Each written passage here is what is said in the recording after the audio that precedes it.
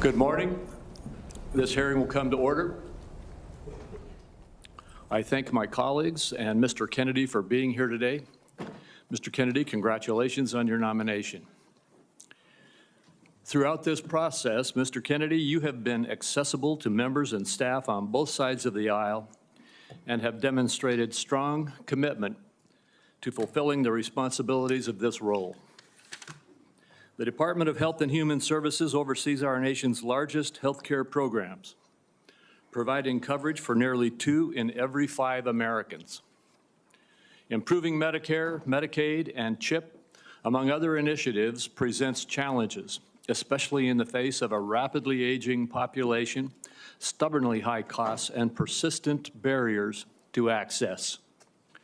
However, this also provides us an opportunity to deliver bold, transformative solutions. As a committee, we share a commitment to advancing common sense, bipartisan policies that improve the delivery of health care in this country. This committee has worked to realign incentives in the prescription drug supply chain, to enhance access in rural communities, to expand the availability of telehealth and improve the broken clinician payment structure. Across these and other issues, I look forward to working with the administration to continue pursuing meaningful reforms that serve the American people more effectively and more efficiently.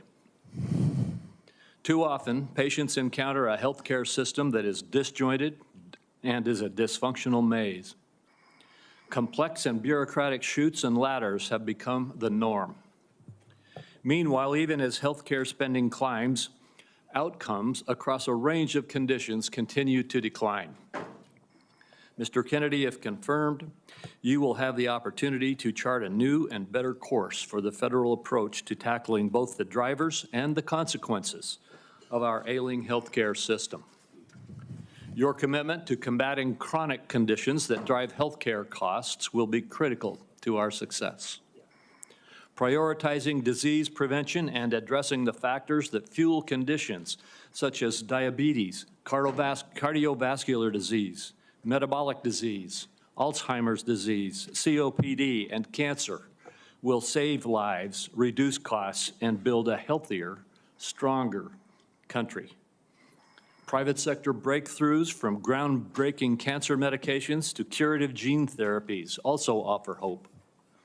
But misguided government initiatives and market volatility risk eroding American leadership in life-saving R&D. Your advocacy for healthcare transparency has the potential to empower consumers across the country, promoting competition to enhance quality while cutting excessive spending for patients and for taxpayers.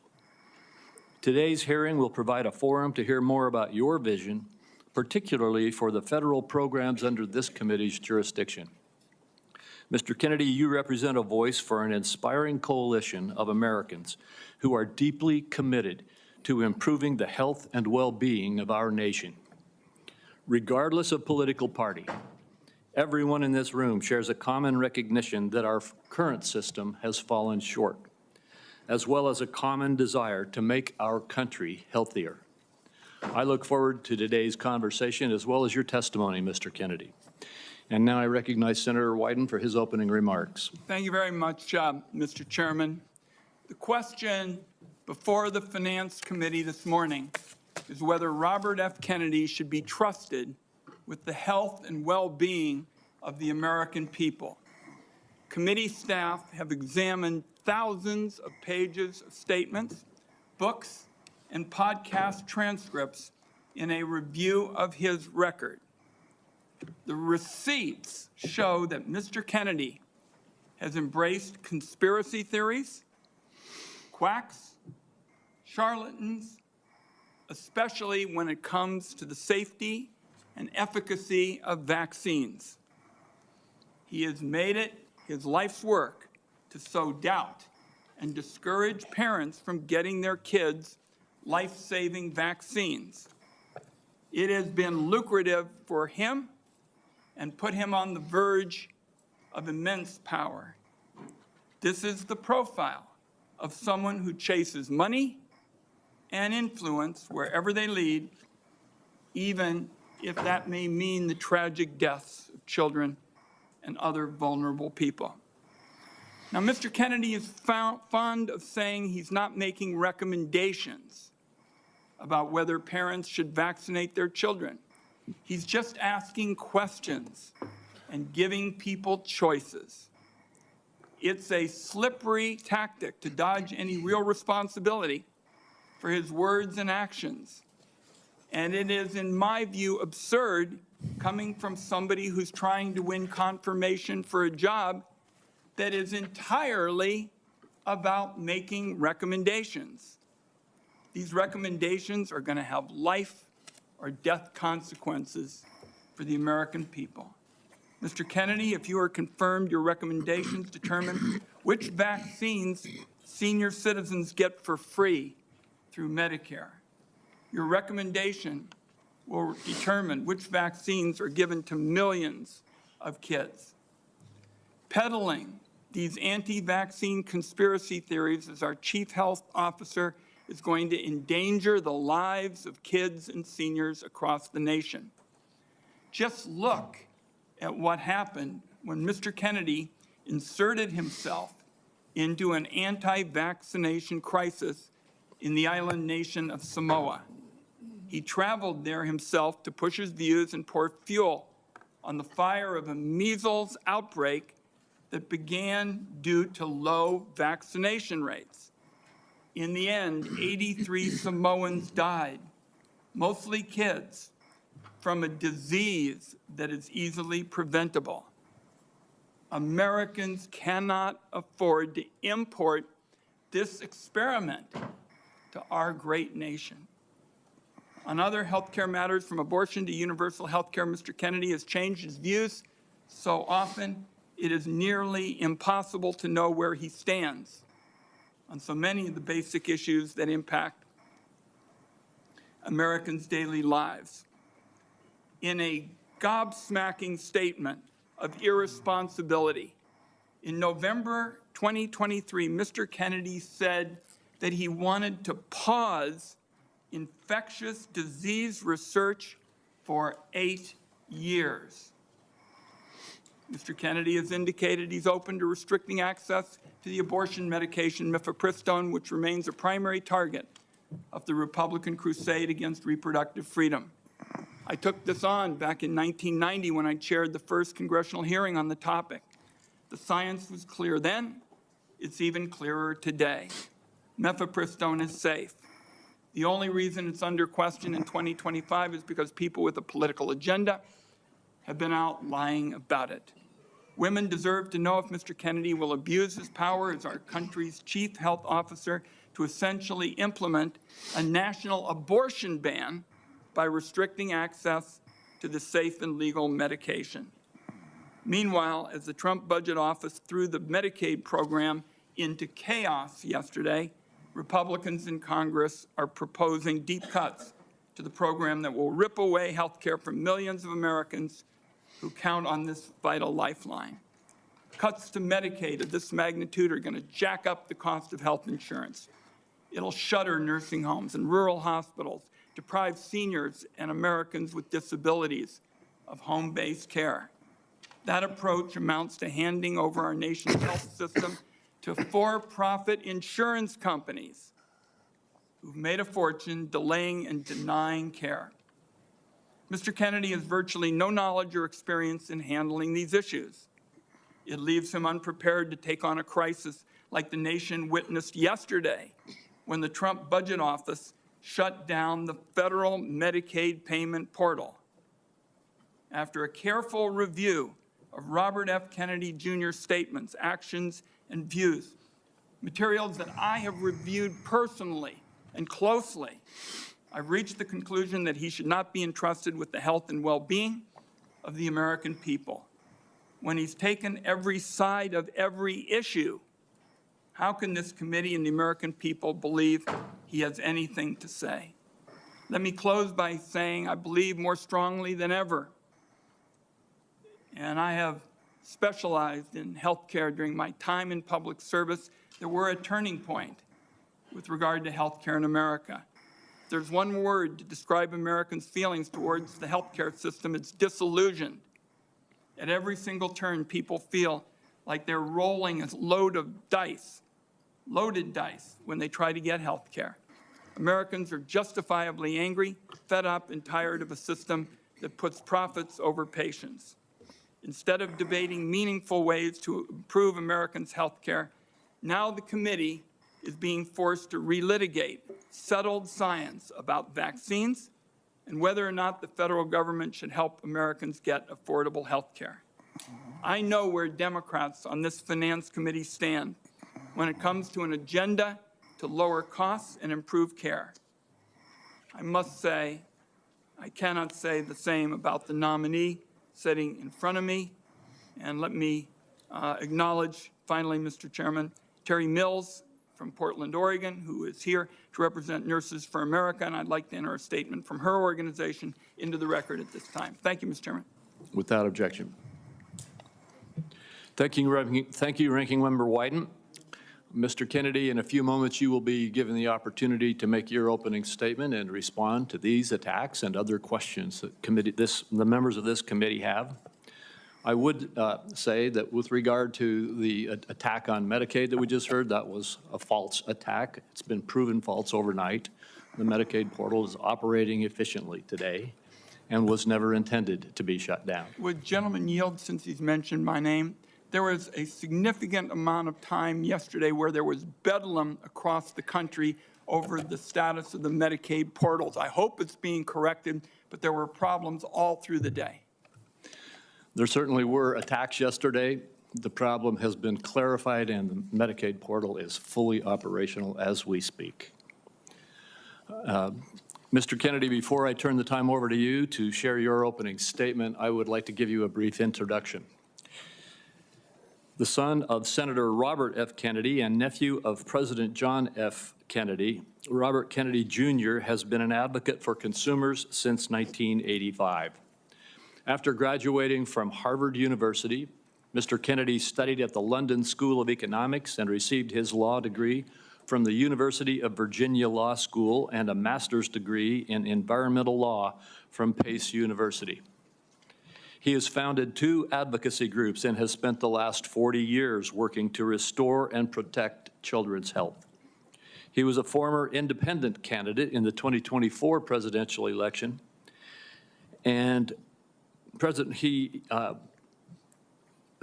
Trump nominated him this year to be in November of 2024 to be the HHS secretary.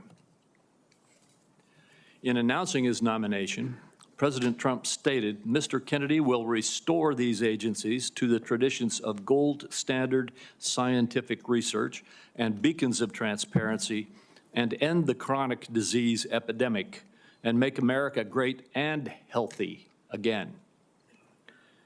Before you give your opening statement, Mr. Kennedy, I have 4 obligatory questions that we ask all nominees before this committee.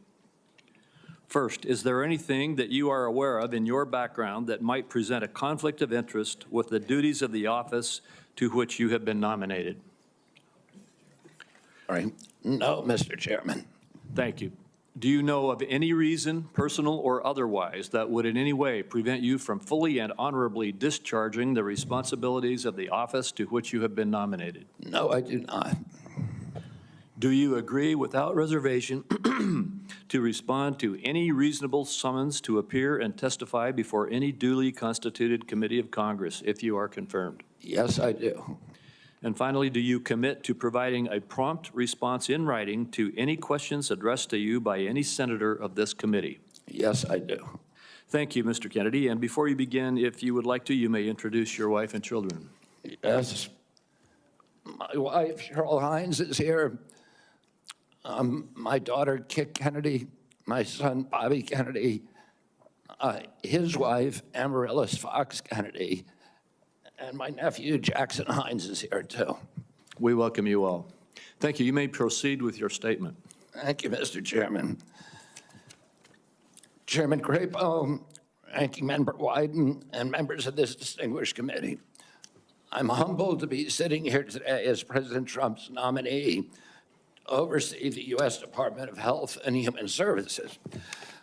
I want to thank President Trump for entrusting me to deliver on his promise to make America healthy again. I also want to thank Cheryl and Kik and Bobby and all of my other children who are here today, and all the many members of my large extended family for the love that they have so generously shared. Ours has always been a family that has been involved in public service, and I look forward to continuing that tradition. My journey into the issue of health began with my career as an environmental attorney, working with hunters and fishermen and mothers in the small town in the Hudson Valley and along the Hudson River. I learned very early on that human health and environmental injuries are intertwined. The same chemicals that kill fish make people sick also. Today, Americans' overall health is in grievous condition. Over 70% of adults and a third of children are overweight or obese. Diabetes is 10 times more prevalent than it was during the 1960s. Cancer among young people is rising by 1 or 2% a year. Autoimmune diseases, neurodevelopmental disorders, Alzheimer's, asthma, ADHD, depression, addiction, and a host of other physical and mental health conditions are all on the rise, some of them exponentially. The United States has worse health than any other developed nation, yet we spend more on health care, at least double, and in some cases triple, as other countries. Last year, we spent $4.8 trillion, not counting the indirect costs of missed work. That's almost a fifth of GDP. It's tantamount to a 20% tax on the entire economy. No wonder America has trouble competing with countries that pay a third of what we do for health and have better outcomes and a healthier workforce. But I don't want to make this too much about money. It's the human tragedy that moves us to care. President Trump has promised to restore America's global strength and to restore the American dream, but he understands that we can't be a strong nation when our people are so sick. A healthy person has 1,000 dreams. A sick person has only one. Today, over half of our countrymen and women are chronically ill. When I met with President Trump last summer, I discovered that he is more than just concerned for this tragic situation, but genuine care. President Trump is committed to restoring the American dream, and 77 million Americans delivered a mandate to him to do just that, due in part to the embrace and elevation of the Make America Healthy Again movement.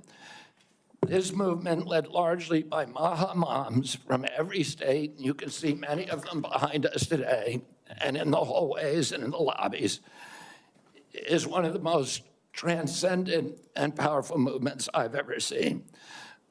I promise President Trump that if confirmed, I will do everything in my power to put the health of Americans back on track.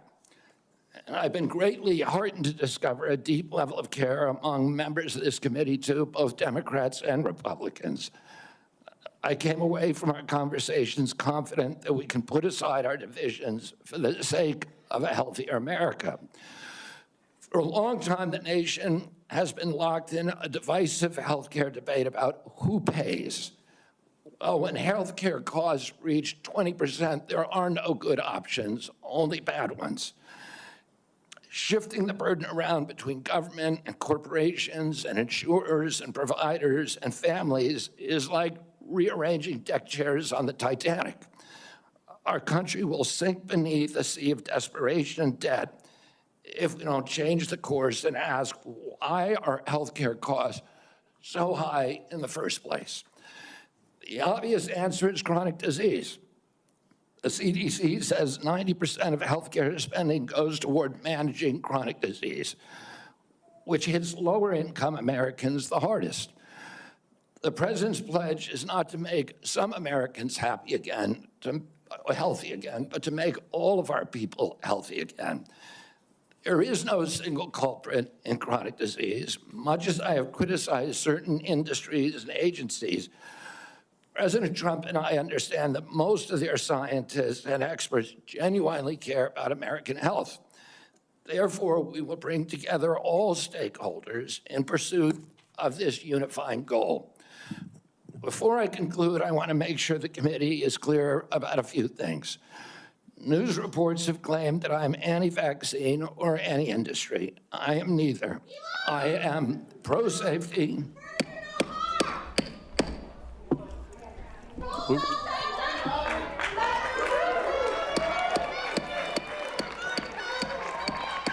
have order. Please proceed, Mr. Kennedy. I am pro-safety. I worked for years to raise awareness about the mercury and toxic chemicals in fish, and nobody called me anti-fish. And I believe that that vaccines play a critical role in healthcare. All of my kids are vaccinated. I've written many books on vaccines. My first book in 2014, the first line of it is, I am not anti-vaccine, and the last line is, I am not anti-vaccine. Nor am I the enemy of food producers. American farms are the bedrock of our culture, of our politics, of our national security. I was a 4-H kid, and I spent my summer working on ranches. I went to work with our farmers. I want to work with our farmers and food producers to remove burdensome regulations and unleash American ingenuity.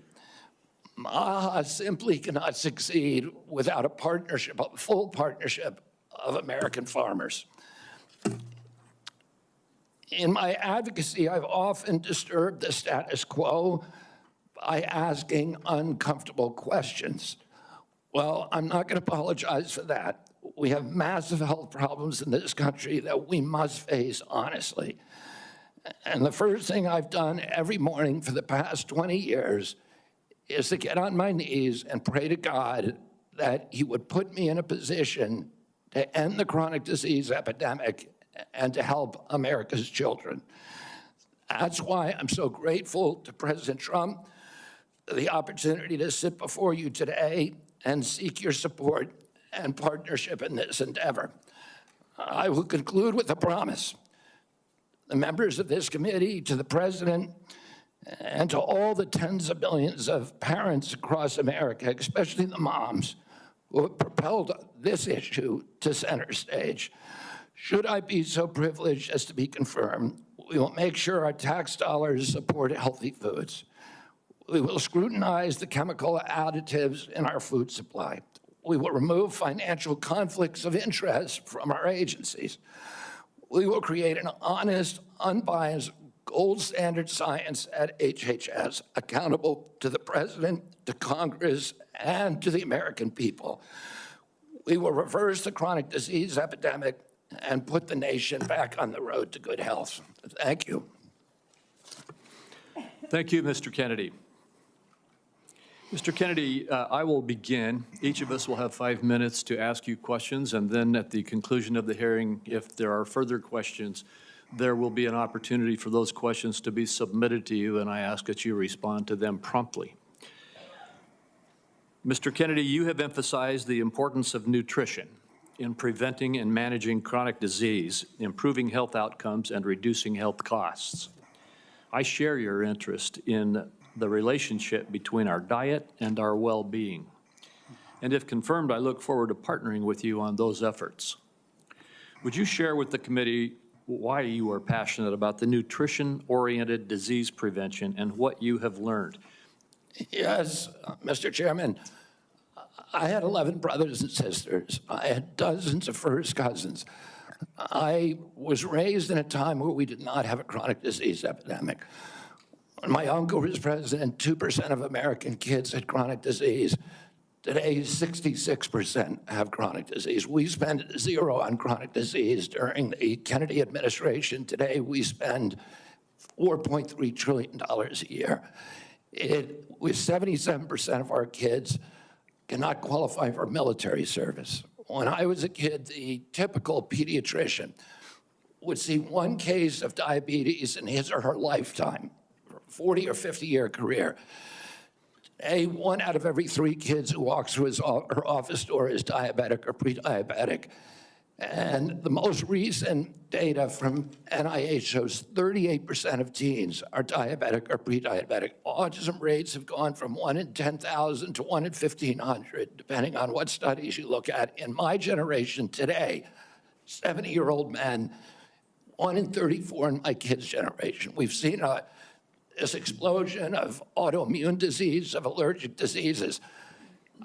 This is not just a economic issue. It's not just a national security issue. It is a spiritual issue, and it is a moral issue. We cannot live up to our role as an exemplary nation, as a moral authority around the world, and we're writing off an entire generation of kids.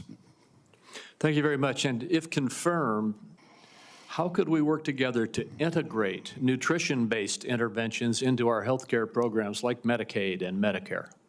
Well, there are many ways that we can do that. The federal funding of the SNAP program, for example, and of school lunch programs could be a driver for helping kids. We shouldn't be giving 60% of the kids in school processed food that is making them sick. We shouldn't be spending 10% of the SNAP program on sugar drinks. So we have a direct ability to change things there. We also, in Medicaid and Medicare, we need to focus more on outcome-based medicine, on putting people in charge of their own health care, of making them accountable for their own health care so they understand the relationship between eating and getting sick. Most importantly, we need to deploy NIH and FDA to doing the research to understand the relationship between these different food additives and chronic disease so that Americans understand it and make sure that Americans are aware. But I don't want to take food away from anybody. If you like a cheeseburger, a McDonald's cheeseburger, or a Diet Coke, which my boss loves, and you should be able to get them. If you want to eat Hostess Twinkies, you should be able to do that. But you should know what the impacts are on your family and on your health. Thank you. Senator Wyden.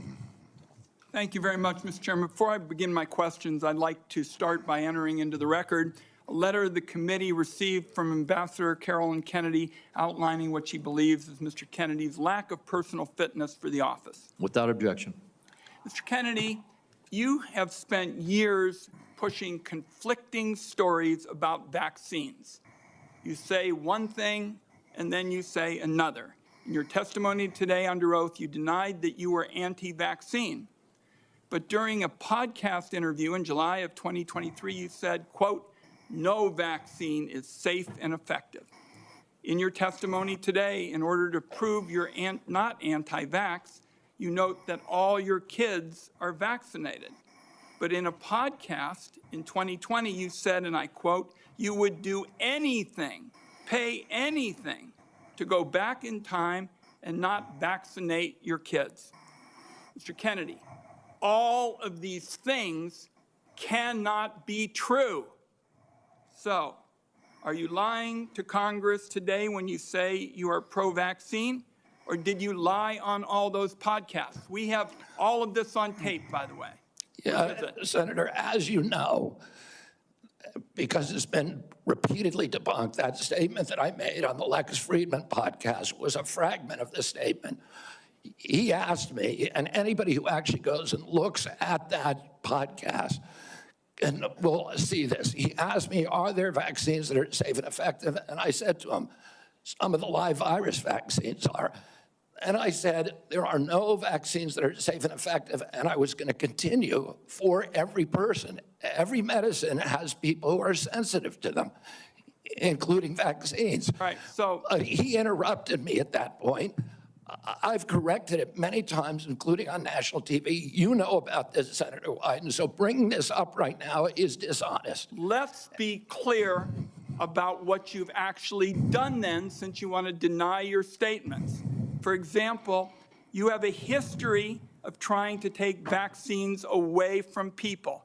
In May of 2021, you petitioned the Food and Drug Administration to not only block Americans from having access to the COVID vaccine, but to prevent any future access to the life-saving vaccine. Are you denying that? Your name is on the petition.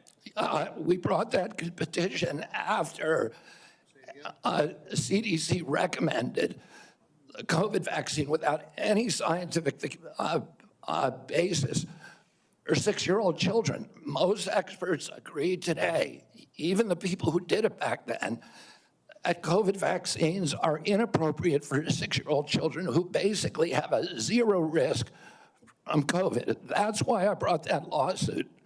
I don't want to, I want to emphasize Mr. Kennedy, the facts. The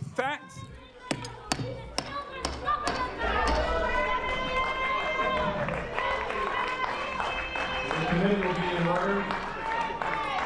And to the audience. Hold on for a second, Mr. Kennedy. To the audience. Comments from the audience are inappropriate and out of order. And if there are any further disruptions, the committee will recess until the police can restore order. Please follow the rules of the committee. Mr. Kennedy, you may proceed. I also want to point out that your recitation of what happened in Samoa is absolutely wrong, and you know it's wrong, and you know it's wrong. We'll get to that in a moment. Right now, we're talking about the petition that you filed to block Americans from having access to the vaccine and to prevent any future access to the vaccine. Those facts are on the record. My third question to you is, you made almost $5 million from book deals, mostly promoting junk science. In 2021, in a book called The Measles Book, you wrote that parents had been, quote, misled into believing that measles is a deadly disease and that measles vaccines are necessary, safe, and effective. The reality is measles are in fact deadly and highly contagious, something that you should have learned after your lies contributed to the deaths of 83 people, most of them children, in a measles outbreak in Samoa. So my question here is, Mr. Kennedy, is measles deadly, yes or no? The death rate from measles historically in this country in 1963, the year before the introduction of the vaccine, was 1 in 10,000. Let me explain what happened in Samoa.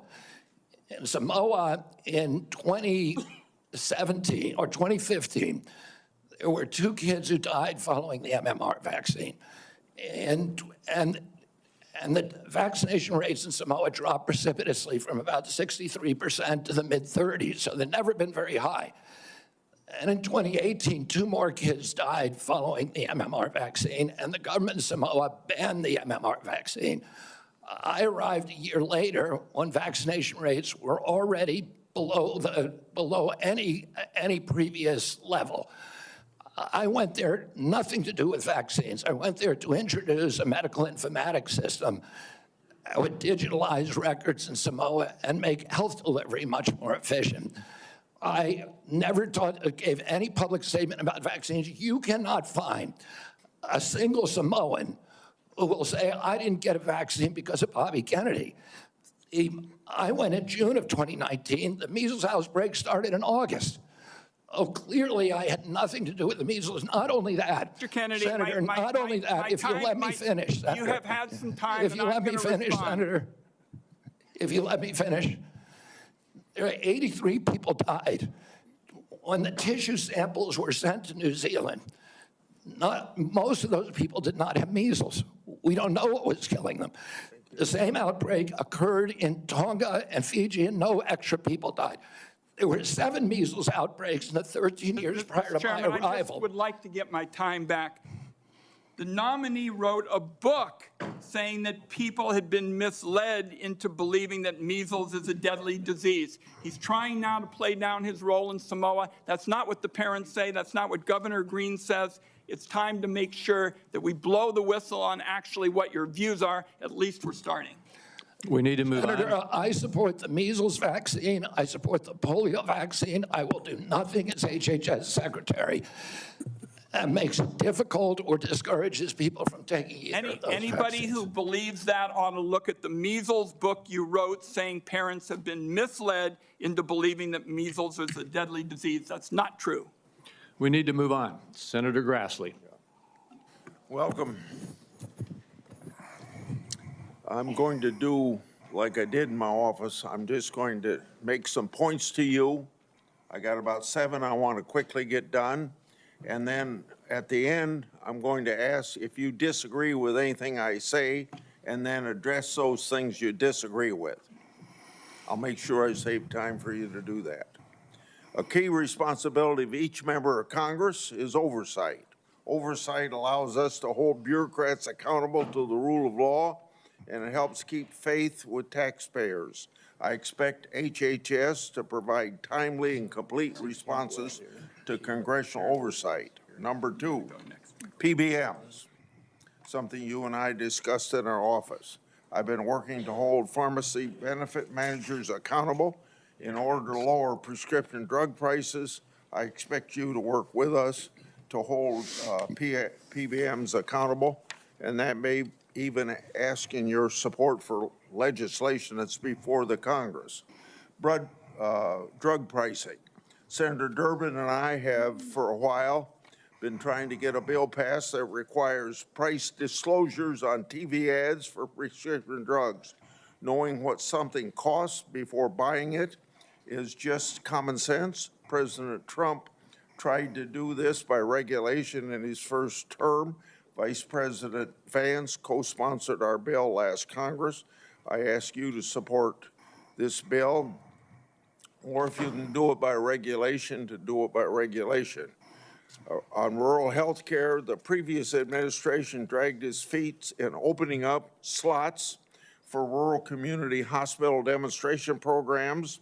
It also ignored concerns from rural pharmacies when implementing changes to Medicare Part D, and ignored rural needs when it comes to distributing physician residency slots.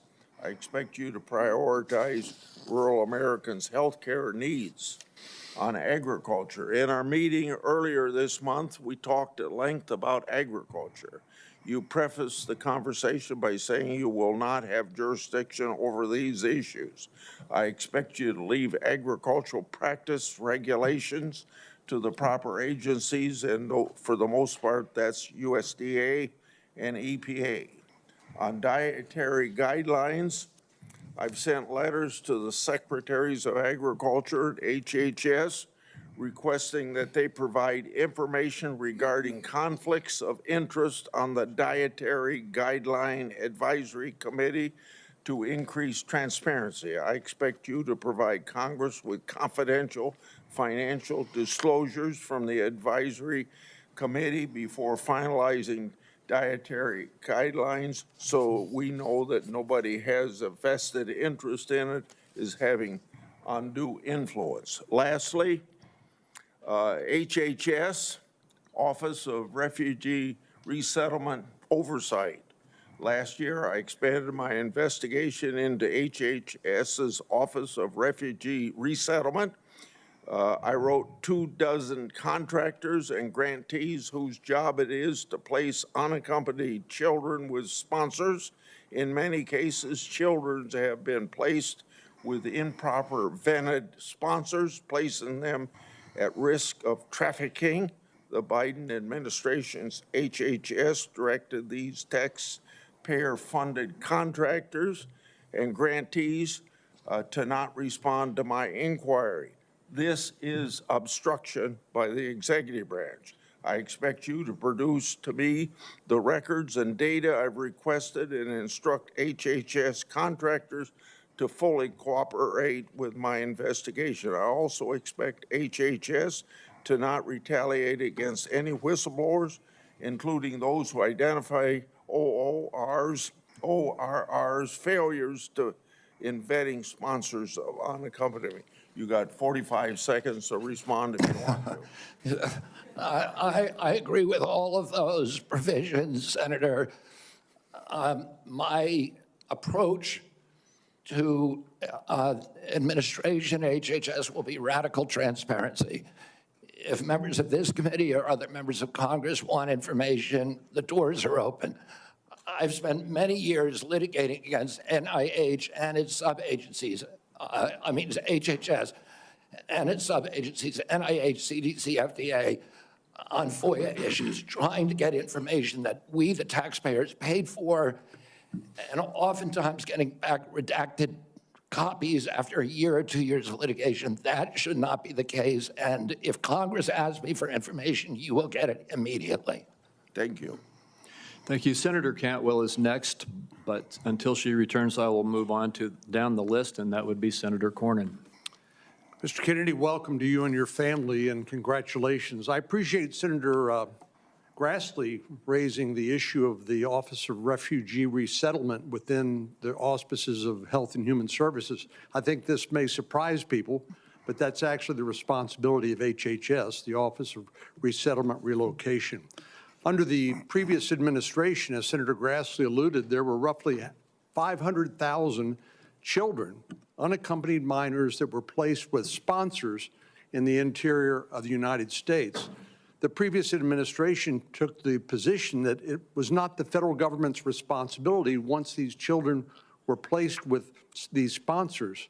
But the New York Times, in a series of investigative stories, pointed out that tens of thousands of these children, when they tried to follow up and find out how they were doing, whether they were going to school, whether they were being trafficked or abused, there was no answer, and they took the position it was not their responsibility. So I look forward to working with you to find those children and to make sure that they're not being abused. Millions of Americans are experiencing mild to moderate mental health and substance abuse issues, yet many struggle with timely and effective access. Primary care physicians are most likely to be seeing these individuals as opposed to a specialist, and it makes it important that these individuals, primary care physicians, be trained in patient-centered care, which would strengthen the integration of behavioral health care with primary care services. Is this something that you are concerned about, something you'd be willing to work with us on in order to implement? Yes, Senator, and let me just reassure you that President Trump has personally spoken to me about locating those 300,000 children who disappeared over the last 4 years. I don't think anybody has a fully accurate number, but it's hundreds of thousands, I agree. And many of them we know have been sex trafficked and childhood slavery, and it is a blight on America's moral authority, and we need to find those kids. In terms of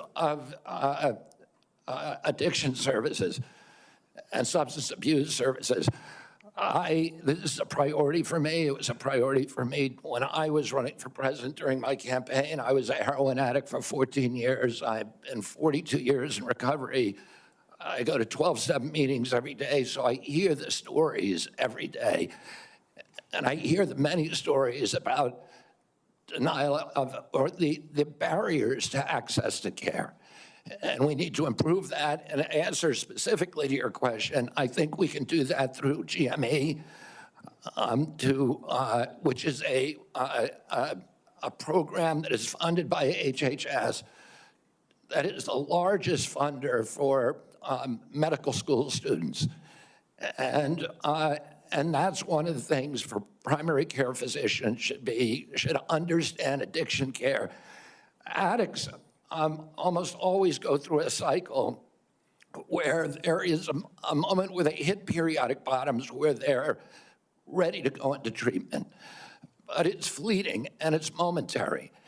And we have that opportunity to save their lives. And then if we miss that little short window, they're off to the races again.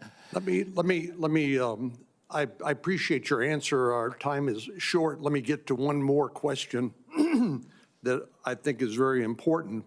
Under the first Trump administration, the number of people receiving HIV treatment in Africa through the President's Emergency Plan for AIDS Relief, otherwise known as PEPFAR, it increased, this is during the first Trump administration, from 13 million people to 18 million people across 50 countries, primarily in Africa. Africa has about 1.3 billion people today, or in 2021, it's projected to have 2.5 billion people by 2050, or 25% of the global population. In 2020, PEPFAR reported that 2.8 million babies were born without HIV. That was something that would not have happened but for the PEPFAR program. So it has simply been one of the most successful public health programs in the world and saved approximately 26 million lives. Failure to continue this program, in my view, would risk ceding that leadership to adversaries like China. And I'd like to know whether you support the objectives and goals of PEPFAR, and would you work with me and my colleagues to make sure that this program continues to provide life-saving antiviral drugs to people who are most in need? I absolutely support PEPFAR, and I will happily work with you to strengthen the program. Thank you. Senator Bennett. Thank you, Mr. Chairman. Thank you, Mr. Kennedy, for being here this morning. And I think that, Mr. Chairman, we are truly through the looking glass this morning here in the U.S. Senate, and this committee is being asked to fulfill a really important responsibility, which is to decide whether to confirm Mr. Kennedy to one of the most important health care jobs in America. And the reason I think it's so important is for many of the reasons you said in your opening statement, which is that we live in the richest country in the world, and we have some of the worst health outcomes of any industrialized country in the world. We live in the richest country in the world, and we have some of the lowest life expectancy rates of anybody in the industrialized world. I was a school superintendent before I was in this job, Mr. Chairman, and I can tell you that Mr. Kennedy's right, that when I look at the kids in the Denver public schools, if we don't change the way we eat in this country, 40% of them are going to suffer adult diabetes as a result of their diet. And we're, as I said, spending more than any other country in the world, and our families, every single person's constituents in this Senate are facing chronic shortages when it comes to health care. My friend from Texas, Senator Cornyn, has been a champion on mental health care. We have an epidemic, as he knows, across this country in mental health care, partly because of what the massive social media platforms that were sitting behind the President of the United States have inflicted on our children for their profit in the last decade or so. So we have no shortage of challenges to confront, and I even agree with some of the diagnosis of he spent 50 years of his life not honoring the tradition that he talked about at the beginning of this conversation, but peddling in half-truths, peddling in false statements, peddling in theories that, create doubt about whether or not things that we know are safe are unsafe. Not that every vaccine in America is unsafe, not that you can't possibly have an adverse reaction, but that parents and children in my old school district and school districts all over this country would be better off not getting vaccinated than getting vaccinated. Unlike his own children who were vaccinated, unlike the people he invited to his house in Los Angeles for their party who were vaccinated. For everybody else, it's about peddling these half-truths. And he says it with such conviction that you want to believe him. And Mr. Kennedy, I just have there are many, many things in the record, but I hope that you could answer these questions yes or no. I've tried to ask these in a manner that's faithful to what you actually said, because I didn't want to have a debate about whether you actually said them. So I'm asking you yes or no, Mr. Kennedy. Did you say that COVID-19 was a genetically engineered bioweapon that targets black and white people, but spared Ashkenazi Jews and Chinese people? I didn't say it was deliberately targeted. I just quoted an NIH-funded and NIH published study. Did you say that it targets black and white people but spared Ashkenazi Jews? I and quoted a Chinese? study, Your Okay. Honor. I quoted So an NIH study that showed that I'll take that as a certain yes. races I have are to move on, disproportionately- I have to move on.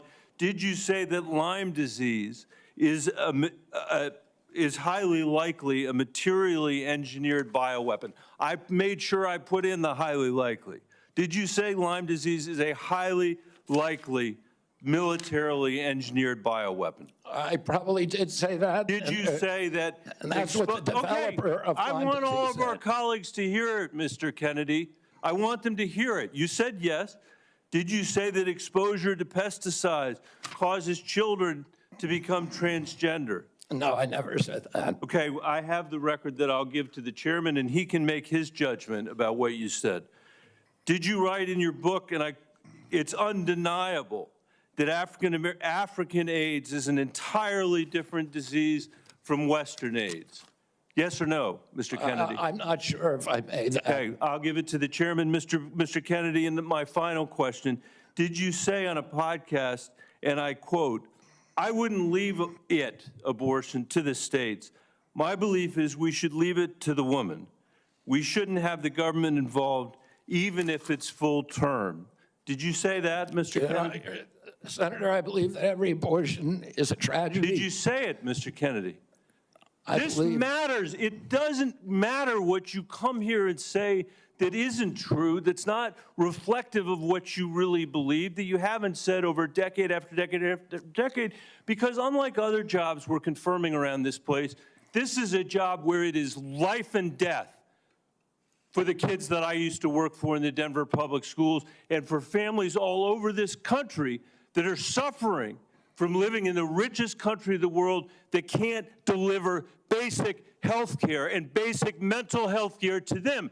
It's too important for the games that you're playing, Mr. Kennedy. And I hope my colleagues will say to the president, I have no influence over him. I hope my colleagues will say to the president, out of 330 million Americans, we can do better than this. Thank you. We need to move on.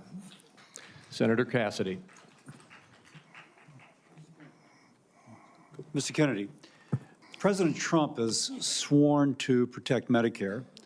Republicans are exploring reforms to Medicaid that could help pay for Trump administration priorities. With this context, what will you do about dual eligibles? About, Dual eligibles. well, dual eligibles are not right now served very well under the system. Those are people who are eligible for both Medicaid and Medicare. I suppose my answer to that is to make sure that the programs are consolidated, that they're integrated, and the care is integrated. I look forward to working with you, Dr. Cassidy, on making sure that we take good care of people who are Thank you. dual eligible. And how do you propose that we integrate those programs? Does Medicare pay more, Medicare pay less, Medicaid pay more, Medicaid pay less? How do we do that? Well, I'm not exactly sure because I'm not in there. I mean, it is difficult to integrate them because Medicare is under fee-for-service. It's paid for by employer taxes. Medicaid is fully paid for by the federal government, and it's not fee-for-service. So I do not know the answer to that. I look forward to exploring options with you. Republicans, again, are looking at ways to potentially reform Medicaid to help, pay for President Trump's priorities, but to improve outcomes. What thoughts do you have regarding Medicaid reform? Well, Medicaid is not working for Americans, and it's specifically not working for the target population. Most Americans, like myself, I'm on Medicare Advantage, and I'm very happy with it. Most people who are on Medicaid are not happy. The premiums are too high, the deductibles are too high, the networks are narrow, the best doctors will not accept it in the best hospitals. And particularly, Medicaid was originally designed for a target population, the poorest Americans. it's now been dramatically expanded. And the irony of the expansion is that the poorest Americans are now being robbed. Their services have dramatically decreased, even though we've increased the price of Medicare by 60% over the last 4 years. The target population is being robbed. With that We need to figure said, out other options. obviously you've thought about that, and I appreciate that. What reforms do you recommend, again, that would improve services, I suppose, but also make it more cost efficient? Well, President Trump has given me the charge of improving quality of care and lowering the price of care for all Americans. There are many things that we can do. I mean, what we want to, the ultimate outcome, I think, is to increase transparency, to increase accountability, and to transition to a value-based system rather than a fee-based system, So on rather than Medicaid, a service-based on system. Medicaid in particular, can you just kind of take those kind of general principles and apply it to the Medicaid program? You know, listen, I think that there are many, many options with telemedicine, with AI right now. And, you know, there's including direct primary care systems. We're seeing that movement grow across the country. There's one of the largest providers of direct. So going back to Medicaid though, and speaking of these specific advances, what reforms are you proposing with these ideas vis-a-vis Medicaid? Well, I don't have a broad proposal for dismantling the program. Of course not saying that. I think what we need to do is we need to experiment with pilot programs in each state. We need to keep our eye on the ultimate goal, which is value-based care, which is transparency, accountability, access. And one more thing, going back to Medicare, you mentioned you're an MA. You mentioned earlier the Medicare fee-for-service. Do you have any kind of thoughts as to whether or not patients on fee-for-service should move into MA, or how should we handle that? Whether patients Who are on Medicare on fee-for-service? traditional Medicare, Yes. that's their choice right now. Well, I mean, we have, I think, 32 million Americans, or 30 million Americans on Medicare, on traditional Medicare, and then another 34 on Medicare Advantage, roughly half and half. And I think more people would rather be on Medicare Advantage because it offers very good services, but people can't afford it. It's much more expensive. Oh, in answer to your first question, there are all kinds of exciting things that we can be doing, including cooperatives, which President Trump has supported, including health savings accounts, which President Trump has supported. All of these things to make people more accountable for their own health. And so we'd bring the cooperatives and the health savings accounts into Medicare and Medicaid? Exactly. We try to increase those, the use of those, and to direct primary care, to continue to transition into a value-based program that is private. Americans don't, by and large, do not like the Affordable Care Act. People are on it. They don't like Medicaid. They like Medicare. And they like private insurance. We need to listen to what they would prefer to be on private insurance. Most Americans, if they can afford to be, will be on private insurance. We need to figure out ways to improve care, particularly for elderly, for veterans, for the poor in this country. And Medicaid, the current model is not doing that. I would ask, any of the Democrats who are chuckling just now, do you think all that money, the $900 billion that we're sending to Medicaid every year, has made Americans healthy? Do we think it's working for anybody? Are the premiums low enough? We do need to move on. Senator Warner. Well, I got to tell you, for literally hundreds of thousands of Virginians, Medicaid is what prevents them from health crises on a daily and weekly basis. And some imaginary new plan And if there was a new plan that was to be the basis of what Trump was going to do in repealing Obamacare, I would have thought by now we'd have seen it.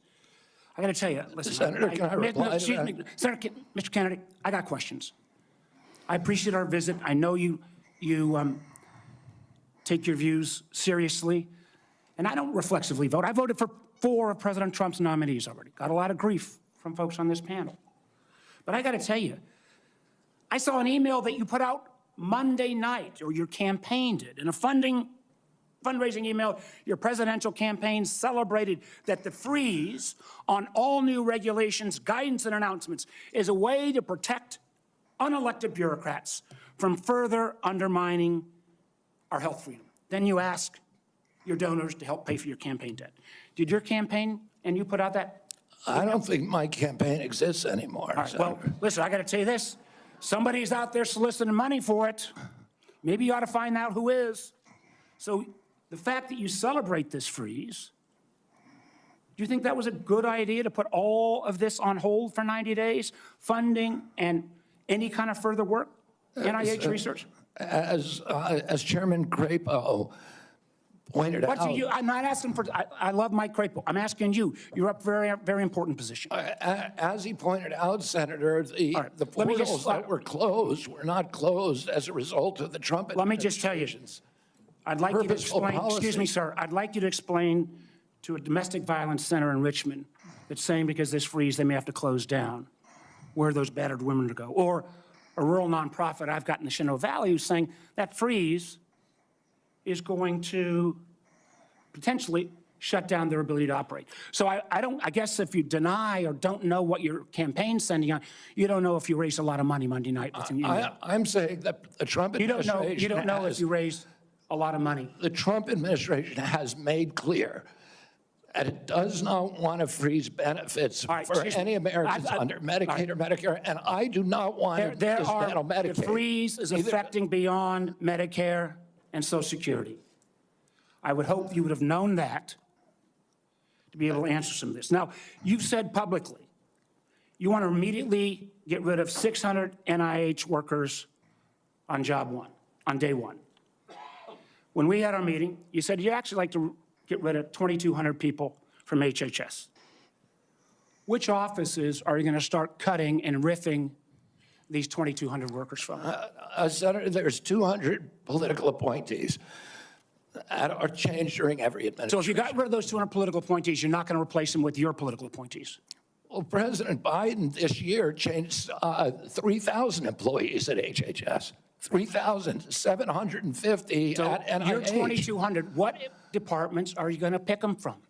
Well, the same as President Biden did when he changed 3,000 out. They're Let me from just, across all I'm down to a departments. minute 30. The chairman's been generous with colleagues on both sides. I may have to go a couple minutes over, but let me just say, so let's just answer, this would be, I hope, since you're asking to become the top healthcare official in the United States in terms of HHS, huge ramifications, and part of this job is to be the senior advisor to the president on health issues. So when we're looking at this purge and we're looking at laying off workers, when we're looking at potentially the president's illegal offer to try to buy out federal employees, which I would say to any federal employees, think twice. Has this individual in his business world ever fulfilled his contracts or obligations to any workers in the past? But if you are in this position, will you pledge that you will not fire federal employees who work on food safety, work on trying to preventing things like salmonella? Senator, there are 91,000 employees. So that I take that as that's a simple yes, and I'm going to take that as a no. Run that agency I take that as a no. Will you actually? We talked about protecting Americans from cyber criminals, something we need to do a lot more on. Will you commit not to fire anyone in the health arena who currently works on protecting Americans from cyber attacks in their healthcare files? I will commit to not firing anybody who's doing their job. Based on your opinion, based upon your opinion, or your political agenda, or Mr. Trump's political agenda? Based upon my opinion. So I guess that means a lot of the folks who've had any type of views on vaccines will be out of work. Will you freeze grant funding for community health centers? Will you freeze federal funds for community health centers, the way the current administration has done? The White House has made clear that no funds are going to be denied to any American for benefits in any program. Do you know what happens at community health centers? Those are direct. Are you talking about the Indian health centers? No, I'm talking about community health centers across the country. I understand that. I mean, I strongly So you're going to support- excuse Indian health centers, which is good, but others are not. They're going to get their funds frozen. I strongly support community health centers, as does the president. He So does that not mean you're want- not going to freeze the funding that is currently frozen? The White Or House work has done, made freeze it? clear that none of that funding is supposed to be frozen. Sir, the direct payments are different than how the government operates. We fund the federal government down to community health centers. As a former governor, there's lots and lots of state programs that are related to health care that come from the federal government, they come down to the state, then it goes to local programs. All of those don't directly pay out $1 at a time, but they come from federal funding. They are all, even though they keep changing the guidance on a minute-by-minute basis, based upon 9:45 or 10:30 or 10:45, whatever time it is today, those funds are still frozen. Sir, I just honestly, I want to give you a fair shot, but I don't feel like you approach this job with the knowledge and candidly your willingness not to commit. Try to recommend to the president to make sure these funds are unfrozen and that people's lives are at stake is a very disappointing answer. Thank you, Mr. Chairman. Senator Lankford. Mr. Chairman, thank you. Mr. Kennedy, it's good to see you again. We had some great visits in my office. We've done some follow-up calls to be able to go through. You and I have talked about 100 different issues and backgrounds and things. You've been able to address a lot of them today and just different questions to be able to clear up social media rumors and the things that are out there on it. So I do appreciate that. We've talked about pharmacy benefit managers. We've talked about the nursing home rule the Biden administration put down. We talked about your views on agriculture and commercial and row crop agriculture. We've talked about food issues, and you made it very, very clear. You're not going to tell Americans what to eat, but you do want Americans to know what they're eating. And I think that's a pretty fair perspective on that. I do want to talk to you about some areas that you and I have talked about as well. We have some disagreements, you and I, on the issue of life and when life begins on that. You've been very outspoken on that, and we've had some good opportunities to be able to talk about that. Title 10 is specifically in the HHS area. This has been an area that has been interpreted for a long time, and President Trump in the first administration interpreted that rule to say that his administration will prohibit the performance, referral for, or promotion of abortion as a part of the Title 10 program. That he made that very clear in the first administration. Obviously, that's his decision to make again on that, on how he wants to handle that, and he's made a lot of public statements on that. The Biden administration not only reversed that, not only rescinded that rule, but they went one step the other direction. In my state in Oklahoma, as you and I have talked about, the Biden administration cut off funding to the state of Oklahoma for AIDS testing, for breast cancer screening, and for other areas of poverty health care because my state didn't promote abortion. It wouldn't provide. If my state wouldn't promote abortion in the state, we got cut off for federal funds for AIDS testing and for other things. My simple question to you is, how are you going to handle Title 10 on that? I saw how President Biden handled that in the punitive measures that came on my state for those that are in rural health care. How are you going to handle Title 10? I'm going to support President Trump's policies on Title 10. I agree with President Trump that every abortion is a tragedy. I agree with him that we cannot be a moral nation if we have 1.2 million abortions a year. I agree with him that the states should control abortion. President Trump has told me that he wants to end late-term abortions, and he wants to protect conscious exemptions, and that he wants to end federal funding for abortions here or abroad. That's Title 10. I serve at the pleasure of the president. I'm going to implement his policies. Thank you for that. President Biden, when he came in, immediately closed down the Office of Civil Rights and Conscience Protections within HHS. There's a statement that's come out recently that he's going to reopen that office again to be able to protect the civil rights of Americans. One of the things that Javier Becerra did immediately when he came into HHS was conscience protections for medical professionals that were being compelled against their conscience to perform medical procedures that violated their conscience. Javier Becerra stepped in immediately into HHS and withdrew that and said, no, the federal government will tell you what you believe about these issues. You don't have conscience protections anymore, and refuse to protect those folks. Will you step in and say that healthcare individuals have the right of conscience again, as the federal law allows? Yeah, I mean, the first thing that occurs to me when you ask that question is what patient would want somebody doing a surgery on them that, believes that the surgery is against their conscience being forced to perform that? I don't know anybody who would want to have a doctor performing a surgery that the doctor is morally opposed to. Listen, I came from a family that was split on life and choice. I have cousins today who believe that abortion at any stage is equivalent to homicide. Now, there are other people who believe the opposite. But the good thing in my family that I really loved is that we were able to have those conversations and respect each other. And I wish that we could do that nationally.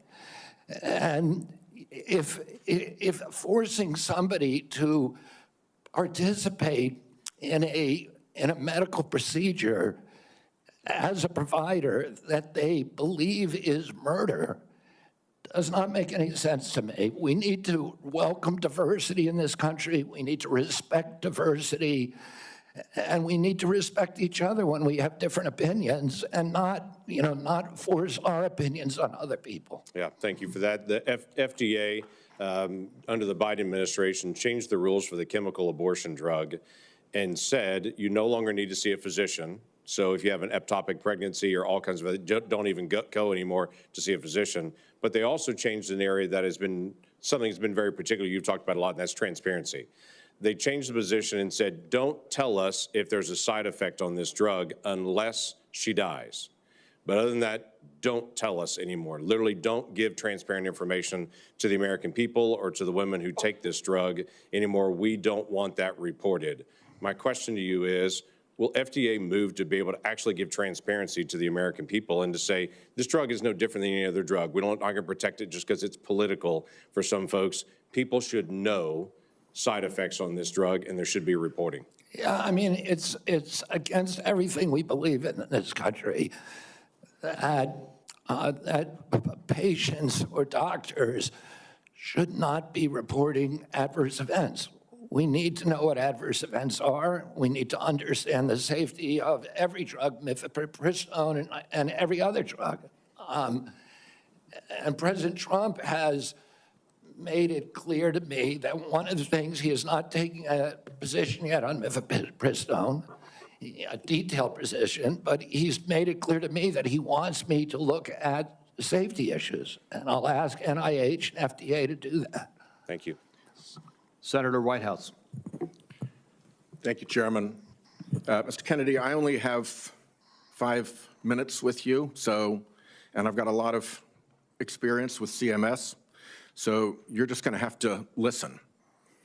2 things.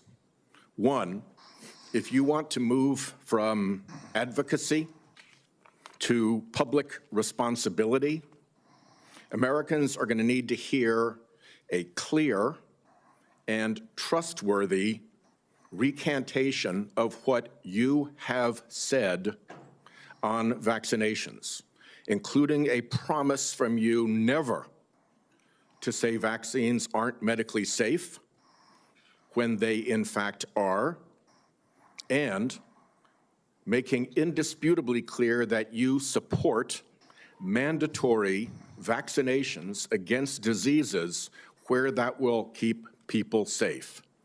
You're in that hole pretty deep. We've just had a measles case in Rhode Island, the first since 2013. And frankly, you frighten people. 2, I want to air harms that Rhode Island has experienced from a remorseless, senseless CMS bureaucracy. CMS has for years maintained a reimbursement system that the bureaucracy could never explain, never justify, that persistently pays Rhode Island providers less than neighboring Massachusetts and Connecticut providers, a differential of 23 and 26% in our regional healthcare market. The Pending Ahead program can begin to remedy this, at least for value-based care, and it must. There has to be payment parity in the region. Rhode Island's healthcare system is bleeding out because we aren't paid what neighboring hospitals and doctors are paid. And the one act CMS took on this years ago was to make it worse. The CMS bureaucracy has also attacked one of the best accountable care organizations in the country, Rhode Island's Integra Family Doctors. Tried to throw them off the shared savings program because they said Integra, years ago, briefly, fell 137 patients short of the 5,000 patients that ACOs need.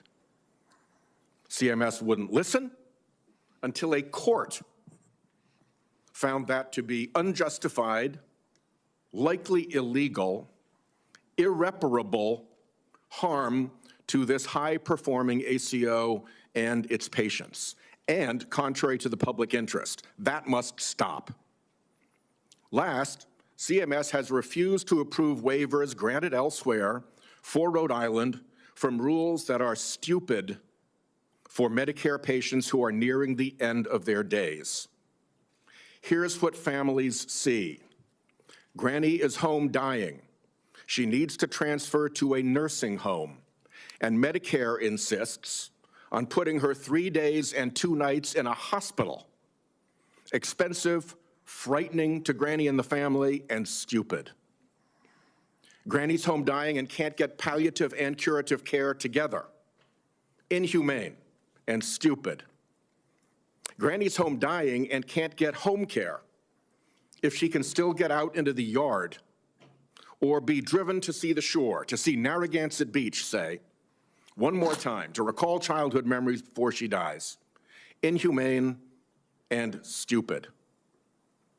Granny's home dying and the family's exhausted. And the respite care benefit is not to send a nurse or a caregiver, but to stuff Granny in an ambulance and haul her off to a hospital. Some respite. It's all expensive, frightening, inhumane, and stupid.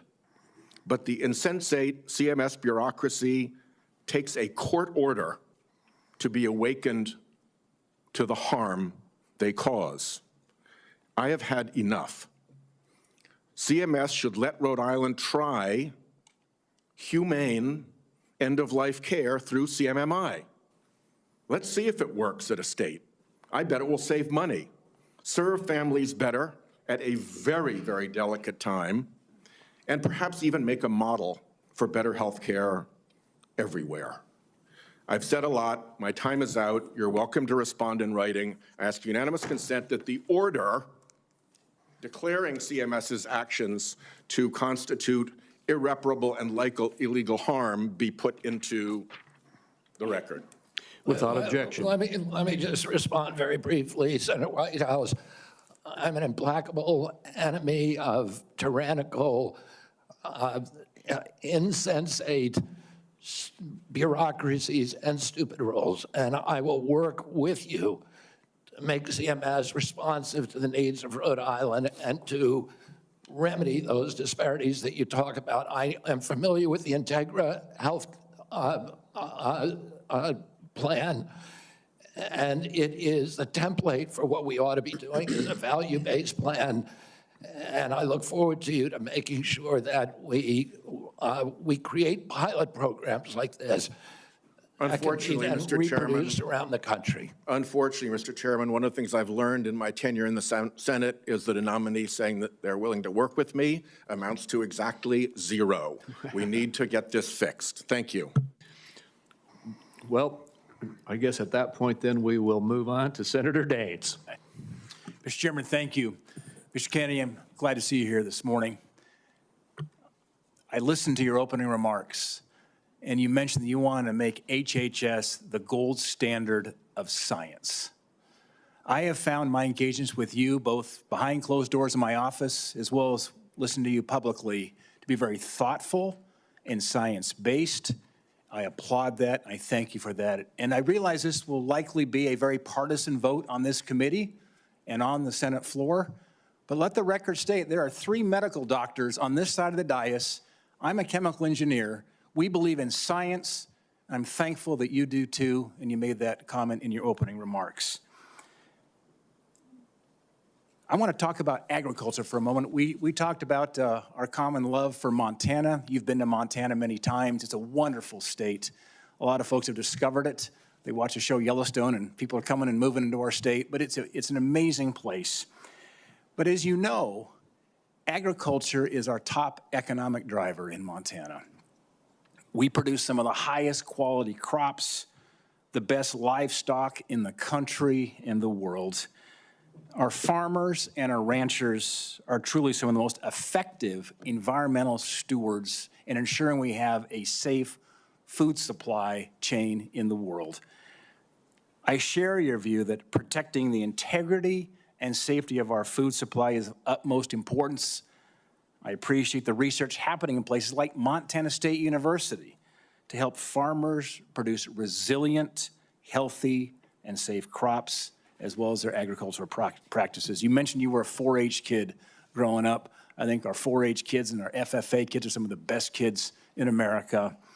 My question for you, Mr. Kennedy, is if confirmed, as I'm listening to my farmers and ranchers talk about the future, will you commit to working collaboratively with partners at USDA, at the relevant federal agencies, as well as our Montana farmers and ranchers before implementing any policy that might affect or impact food supply? I absolutely will make that commitment.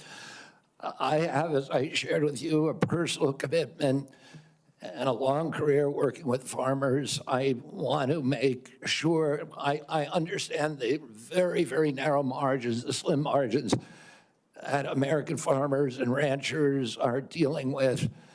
And I don't want, under my watch, a single farmer to have to leave his farm for economic reasons or for regulatory or bureaucratic reasons while I serve, if I'm privileged to serve, to be confirmed as HHS Secretary. Even more important, President Trump has a very, very strong commitment to farmers. President Trump is probably historically in modern history the best farm president in our history. Farm income spiked for the first time in decades under his last administration. He got solid support from farmers across the country. Farm country is Trump country. Farmers across the country supported him during this election. He has specifically instructed me that he wants farmers involved in every policy, and that he wants me to work with Brooke Rollins at USDA to make sure that we preserve American farmers, that all of our policies support them. Mr. Kennedy, thank you. And if confirmed, I look forward to having you and Brooke Rollins out to Montana to spend some time with You our have farmers. my commitment to come there anytime, particularly during ski season or hunting season. Deal. I want to shift gears for a moment. As we discussed in the meeting we had in my office, mifepristone was approved in 2000. The FDA has been under scrutiny and brought to court for failure to properly assess this drug, as well as subsequent deregulations Senator Langford described that have occurred over the past 25 years.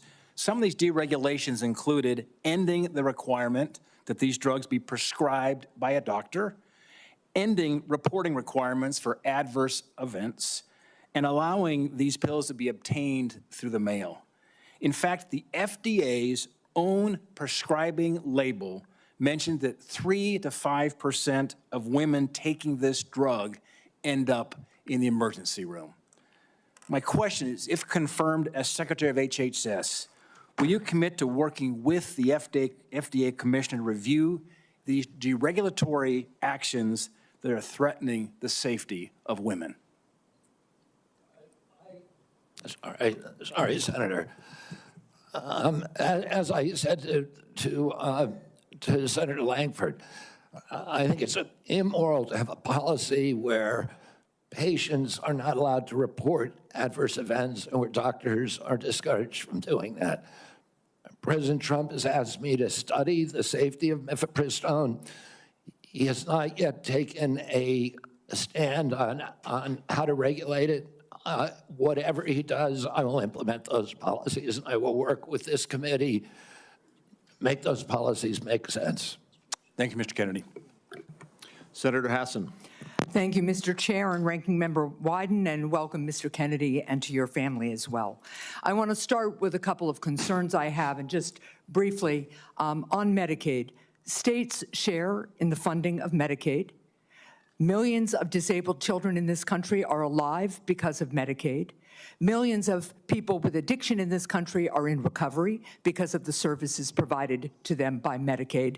And millions of chronically ill people who, until Medicaid expansion was enacted, who couldn't get health care and therefore couldn't work because they were too sick, got health care through Medicaid expansion, then went back to work, and now they're on private insurance. So those are some facts about Medicaid that you might want to brush up on. Now, I'm also extremely concerned about your endorsement of radical fringe conspiracies that, if implemented at HHS, would put American families' lives at risk. Vaccines are one of our greatest public health triumphs. And you don't need, I'm not talking about abstract medical science. One of the people who helped raise me was my grandfather, who was a pediatrician. He practiced medicine in this country from 1921 until the mid-1980s. And I heard details about the difference those vaccines made in saving lives in the children who were under his care. Vaccination has helped to eradicate many deadly diseases in the United States, including polio and smallpox, something we should be proud of as Americans. I am extremely concerned that as Secretary, you would be able to halt critical vaccine research and to exploit parents' natural worries by advising them not to vaccinate their children. This will lead to more children getting sick, and some will even die. Before the measles vaccine, about 500 American children died a year from measles.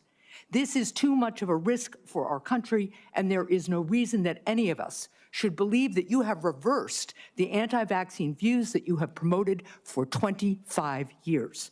For example, you have previously falsely suggested that the polio vaccine killed many, many, many, many more people than polio ever did by causing fatal cancers, while rigorous safety studies show that to be completely false. Now, let's go to something we agree upon. I am really heartened to see that one area where we agree on is on women's reproductive freedom. In your own words, it's not the government's place to tell people what to do with their bodies. You said that, correct? Yeah. Mr. Kennedy, in 2023, you came to New Hampshire and said, quote, "I'm pro-choice. I don't think the government has any business telling people what they can or cannot do with their body." So you said that, right? Yes. Yep. But you also said we need to trust the women to make that choice because I don't trust government to make any choices. You said that too, right? Yes. It is remarkable that you have such a long record of fighting for women's reproductive freedom, and really great that my Republican colleagues are so open to voting for a pro-choice HHS secretary. So, Mr. Kennedy, I'm confused. You have clearly stated in the past that bodily autonomy is one of your core values. The question is, do you stand for that value or not? When was it that you decided to sell out the values you've had your whole life in order to be given power by President Trump? Senator, I agree with President Trump that every abortion is a tragedy, that we can't be a moral authority in this country. Right, so, but that isn't what you said back in New Hampshire in 2023. My question is exactly when did you decide to sell out your life's work and values to get this position? Senator, I agree with President Trump that every abortion is a tragedy. So what you're telling us, just to be clear, because my time is limited, is that regardless of what you believe, regardless of what values you have, if President Trump tells you to do something, you're going to do it. You said just now the discussion about mifepristone. Oh, he's asked me to study the safety of it. Here are the safety studies that tell us mifepristone is safe and effective. And I ask, Mr. Chair, that these about 40 studies be admitted to the record by unanimous consent. Without objection. So the studies are there. The safety is proved. The science is there. But what you're telling us is if President Trump orders you to take action to make it harder for women to get direly needed health care, you'll follow his order. If Mr. Trump, as he did yesterday, orders a halt on Medicaid payments that are essential for taking care of people with disabilities all around this country, you're going to follow that order because you are willing to sacrifice your values, your knowledge, if President Trump tells you to do that. That, to me, is unacceptable in a Secretary of Health and Human Services. As I explained before, the White House has issued a statement saying that that policy will not deprive any American of benefits. The problem is the White House issued that statement only after we pointed out the damage it would do, and it became politically uncomfortable for them. You know what else that freeze on federal funding did? It halted funds for critical research that could cure pediatric cancer. So if the president tells you to do that, you're going to stop that too. That's enough. Thank you. Senator Cortez Masto is next. Thank you. Mr. Kennedy, thank you for coming into my office and having the conversation that we did. I appreciate your passion and your belief, and you've spent years really talking about the issues that matter to you, and I appreciate that. Let me ask you a couple of questions, though I just need some clarification. Right now, there's a 40-year-old law that requires hospital ERs accepting payment from Medicare to actually provide emergency care to patients. So let's say a woman experiencing a life-threatening condition like a heart attack goes to the ER. As a lawyer, you would agree that that federal law protects her right to emergency care, correct? Yes. So now a pregnant woman with life-threatening bleeding from an incomplete miscarriage goes to the ER. Let me rephrase that so you can hear. A pregnant woman with a life-threatening bleeding from an incomplete miscarriage goes to the ER, and her doctor also determines that she needs an emergency abortion. But she's in a state where abortion is banned.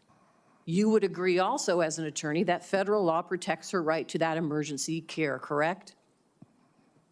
I don't know. I mean, the answer to that is I don't know if the state bans Well, let me ask you this as an attorney. Doesn't federal law preempt state law? The federal Constitution does. Sometimes not every federal law preempts state laws. It could be unconstitutional. Now, I'm not trying to be evasive, in this case, let me ask you Senator. I'm this. just telling you I don't know the I answer appreciate to that. question. But what authority do you have over this as the director of HHS? What authority do I have? Yeah, to enforce the law, In what regards? to make sure that a hospital that receives payment from Medicare is ensuring that they're providing the necessary emergency care to patients when they present. It's actually the EMTALA law.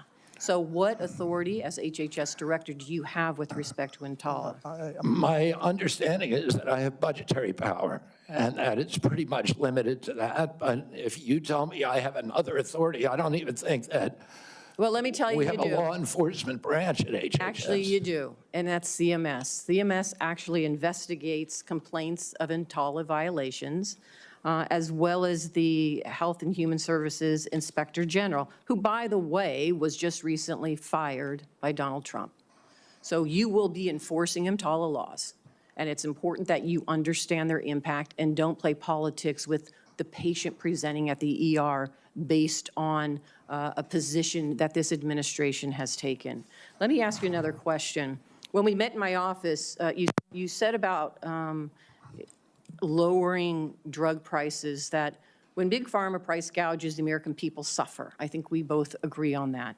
And I think you're sincere in your belief that you want to reduce prices for Americans, correct? Yes. Yeah. The Inflation Reduction Act empowered Medicare to negotiate prescription drug prices. It penalizes drug companies for price hikes above inflation, and it caps seniors' out-of-pocket drug costs, along with reducing insulin prices to $35 per month.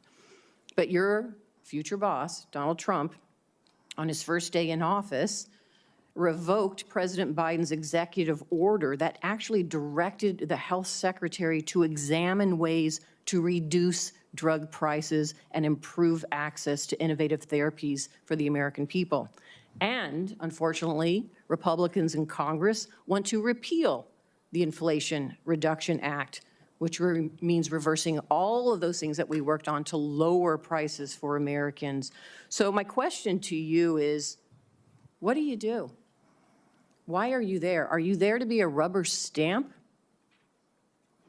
to this administration and cave into all of these positions that they're taking, even though you know they're in disagreement with your positions on lowering drug prices and that they could harm Americans?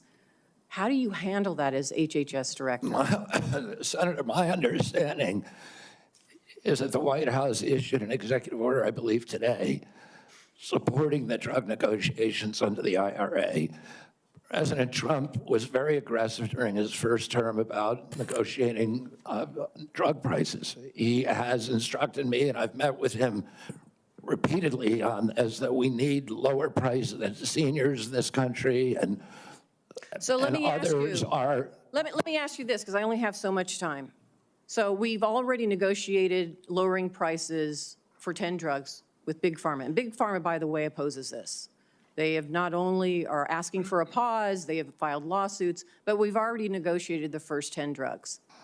And we want to expand it to the next 10 to 15 that the Biden administration has put forward. Would you agree and continue that path of really mandating that Big Pharma come to the table and negotiate drug prices for Medicare so we can lower those prices for Americans? My understanding is that the executive order that was issued today, which I haven't seen, but I've read a summary. Well, let me ask you this then, because you keep citing the Trump administration and you're just going to follow what they say. Is that what you're doing? You're just a rubber stamp for them in this position? So anybody, so it doesn't matter that you're before us. It could be anybody coming before us as long as they're a rubber stamp for this administration and disregarding your beliefs and what you think. I guess my question to you is, if it really is fundamental to what you believe, how do you live with that? How do you address those issues as you're moving forward, knowing that it's going to harm Americans? Yeah. You want me to answer the question? No, I'm asking you. Okay. President Trump has asked me to end the chronic disease epidemic and make America healthy again. And I'm So in is a that the unique only reason position. why you're at HHS? Is that the Excuse only me. reason why then you're at the HHS, to address that one issue? President Trump has asked me because I'm in a unique position to end that. And that is what I'm doing. And if we don't solve that problem, Senator, all of the other disputes we have about who's paying, and whether it's insurance companies, whether it's providers, whether it's HMOs, whether it's patients or families, all of those are moving deck chairs around on the Titanic. Our ship is sinking. Our 60% increase in Medicaid over the past 4 years is the biggest budget line now, and it's growing faster than any other. And no other nation in the world has what we have here. No other nation has a chronic disease. We have the highest chronic disease burden of any country in the world. We had, during COVID, we had 16% of the COVID deaths in a country. We only have 4.2% of the world's population. We had a higher death count than any country in the world. And when CDC was asked why, they said it's because Americans are the sickest people on earth. The average person who died from COVID, American, had 3.8 chronic diseases.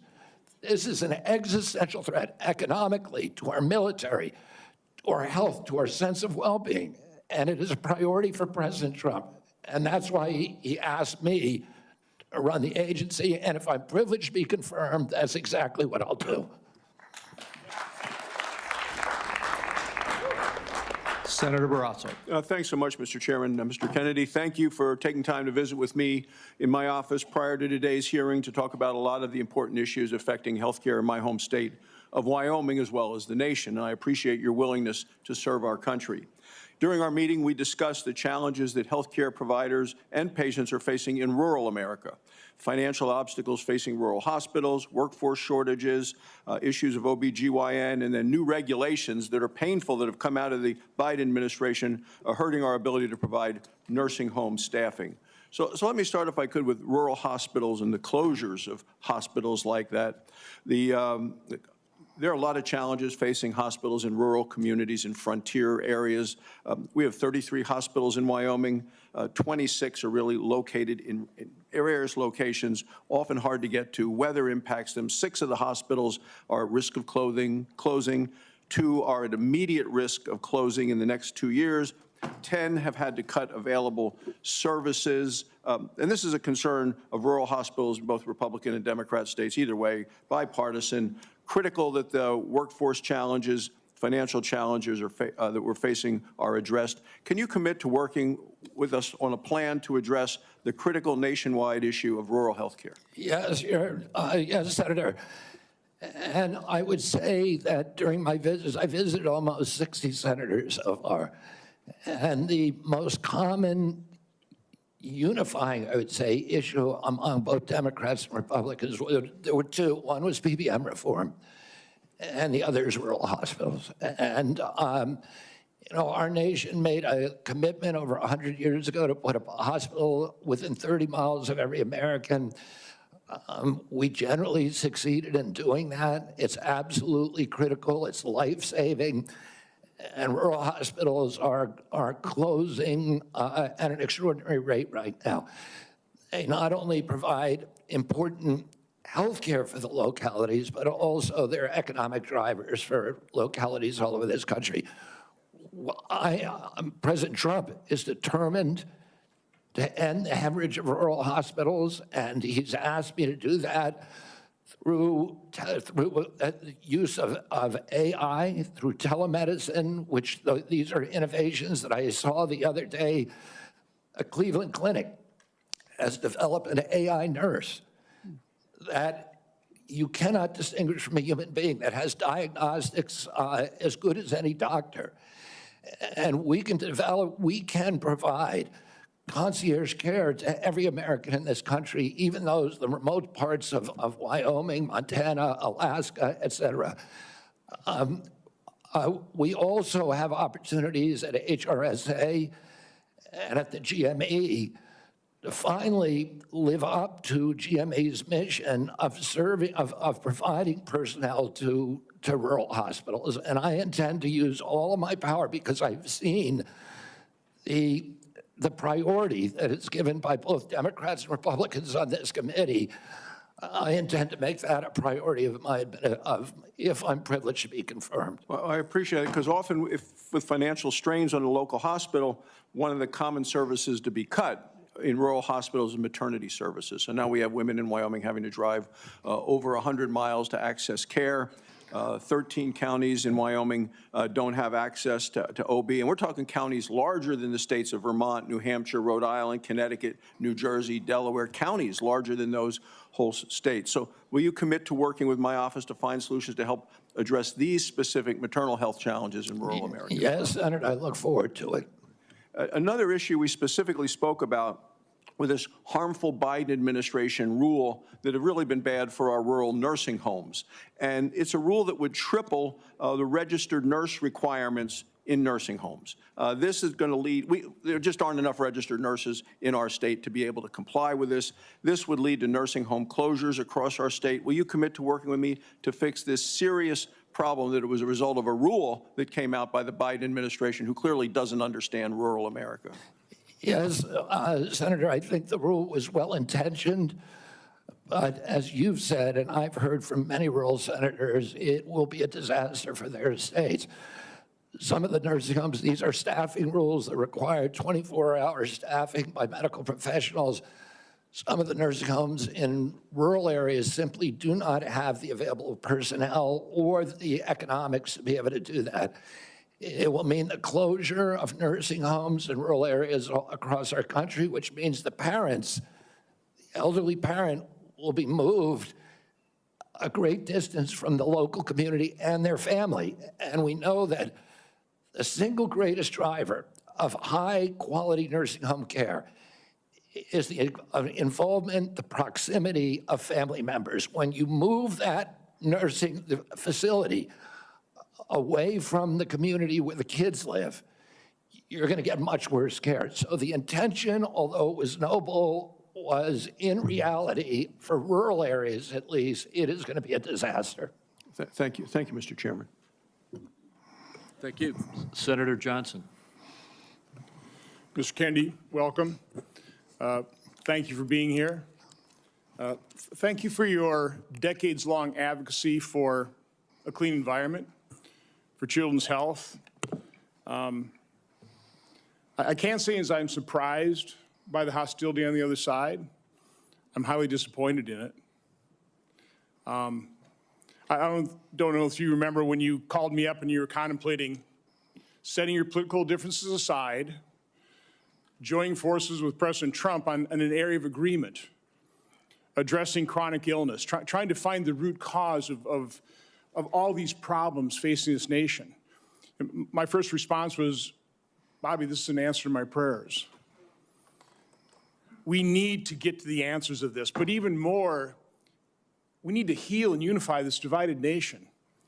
I'm not necessarily the most optimistic guy because we've got enormous challenges facing this nation, but I thought, wow, here's somebody from the left, somebody I don't agree with on many issues politically, coming together with President Trump and focusing on an area of agreement, something that the American people desperately want. Finding out the answers. What has caused autism?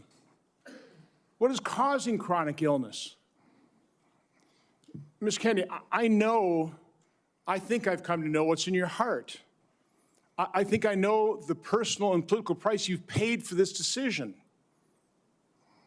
I want to say publicly, I thank you for that. I truly appreciate what you're doing here. Can't we come together as a nation and do this? Can we do? Aren't you getting tired of this? I'm getting tired of this. So again, Mr. Kennedy, I need to enter in the record.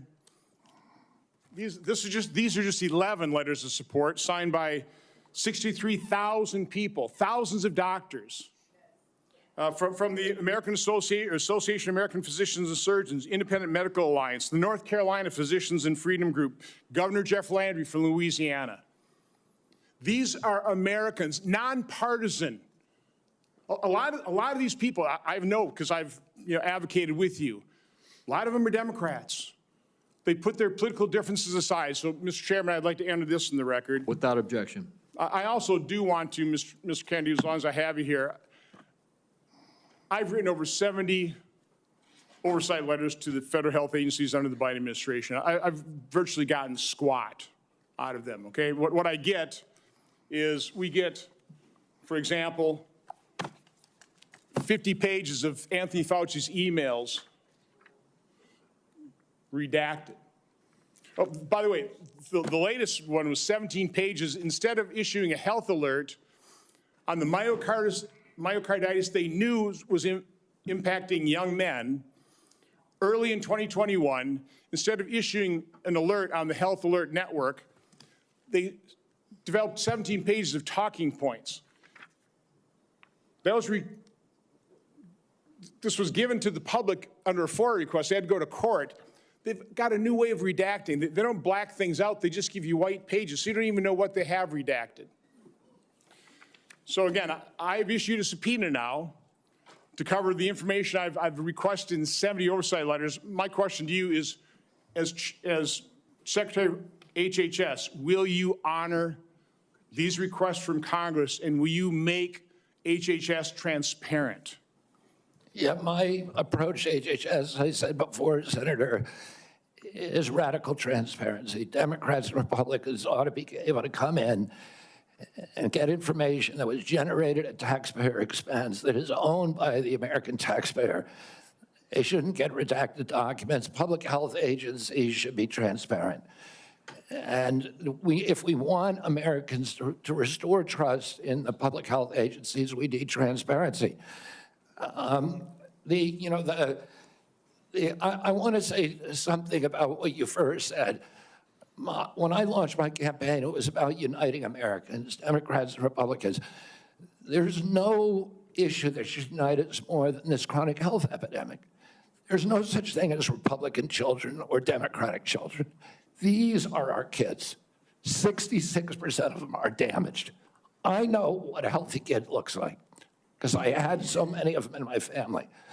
I didn't know anybody with a food allergy growing up, peanut allergy.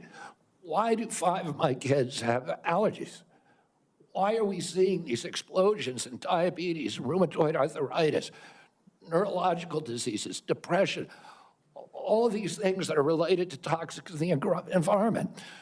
Why can't we just agree with each other to put differences about so many issues, intractable issues aside, and say, we're going to end this? I don't think anybody is going to be able to do this like I have because of my peculiar experience, because I've litigated against these agencies. When you litigate against them, you get a PhD in corporate capture and how to unravel it. I've written 6 books about these agencies. I know a lot about them and I know how to fix it. And there's nobody who will fix it the way that I do because I'm not scared of vested interests. I don't care. I'm not here because I want a position or a job. I have a very good life and a happy family. This is something I don't need. I want to do this because we're going to fix it. And the other thing is we are attracting now a caliber of people to HHS like never before in history. And they're entrepreneurs, they're disruptors, they're innovators of immense talent that are walking away, many of them from growing concerns. They're not coming there for position. They're coming there because they want to save our country. And they're from across the political spectrum. And all these Democrats are opposed to me for partisan issues. They used to be my friends, agreed with me on all the environmental issues that I've been working on for my whole career. Now they're against me because anything that President Trump does, any decision he makes, has to be lampooned, derided, discredited, marginalized, vilified. We need to move on. Senator Warren. Thank you, Mr. Chairman. So, Mr. Kennedy, I want to start with something that I think you and I agree on, and that is that Big Pharma has too much power in Washington. You've said that President Trump asked you to, quote, clean up corruption and conflicts. Sounds great. You've said that you will, quote, slam shut the revolving door between government agencies and the companies they regulate. That also sounds great. So here's an easy question. Will you commit that when you leave this job, you will not accept compensation from a drug company, a medical device company, a hospital system, or a health insurer for at least 4 years, including as a lobbyist or a board member? Can you just repeat the last part of the question? Can I commit You're to not what? going to take money from drug companies in any way, shape, or form. Who? Me? Yes, you. Oh. Yeah, I'm You're the happy one- to commit to that. Okay, good. That's what I figured. I said it's an easy question to start with. And I think you're right on this I don't question. think any of them want to give me money, by the way. Let's keep going. You're right because to say yes, because every American has the right to know that every decision you make as our #1 health officer is to help them and not to make money for yourself in the future. So I want to talk more about money. I'm looking at your paperwork right now. In the past 2 years, you've raked in $2.5 million from a law firm called Wisner Baum. You go online, you do commercials to encourage people to sign up with Wisner Baum to join lawsuits against vaccine makers. And for everyone who signs up, you personally get paid. And if they win their case, you get 10% of what they win. So if you bring in somebody who gets $10 million, you walk away with $1 million. Now, you just said that you want the American people to know You can't be bought. Your decisions won't depend on how much money you could make in the future. You won't go to work for a drug company after you leave HHS. But you and I both know there's another way to make money. So, Mr. Kennedy, will you also agree that you won't take any compensation from any lawsuits against drug companies while you are secretary and for 4 years afterwards? Well, I'll certainly commit to that while I'm secretary. But I do want to clarify something because you're making me sound like a shill. I put You're the together one who that got- case.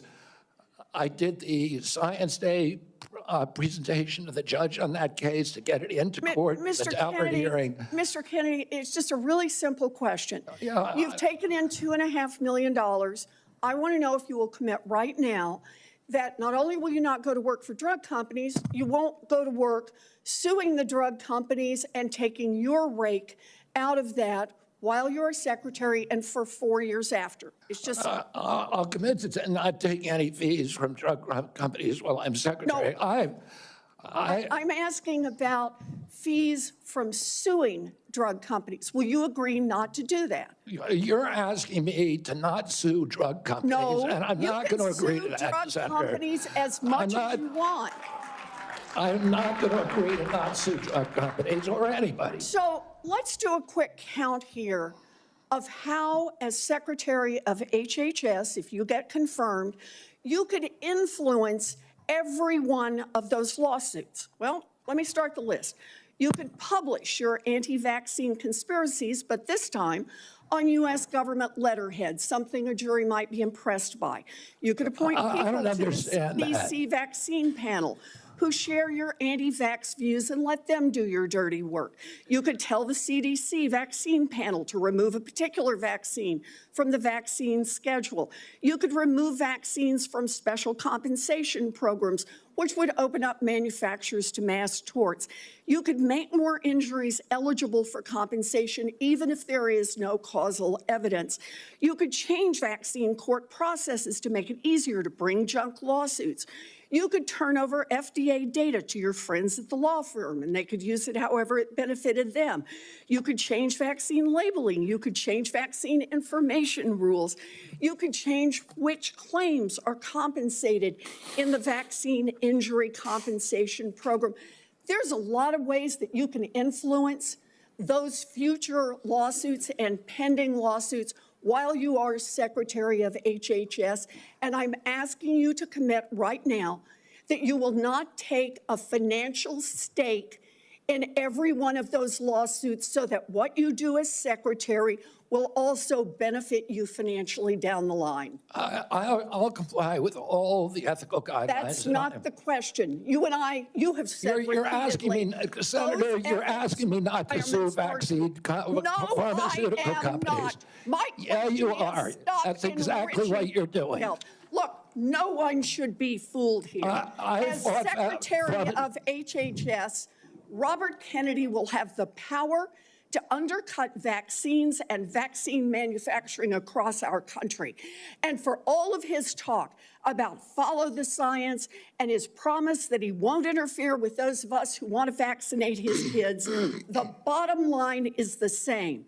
Kennedy can kill off access to vaccines and make millions of dollars while he does it. Kids might die, but Robert Kennedy can keep cashing in. Senator, I support vaccines. I support the childhood schedule. I will do that. The only thing I want is good science, and that's it. How about then say you won't make money off what you do as Secretary of HHS? Before we go to Senator Tillis, I think it would be important for me to make it very clear that Mr. Kennedy has gone through the same Office of Government Ethics process as every single other nominee in the Finance Committee this year and in previous administrations. In addition to listing his assets, including the items that you've identified, he has signed an ethics letter that has been reviewed by the Office of Government Ethics concerning any possible conflict in light of its functions and the nominee's proposed duties. And we have a letter from the Office of Government Ethics that he hasn't complied completely with all applicable laws and regulations governing conflicts of interest. Mr. Chairman, point of information here.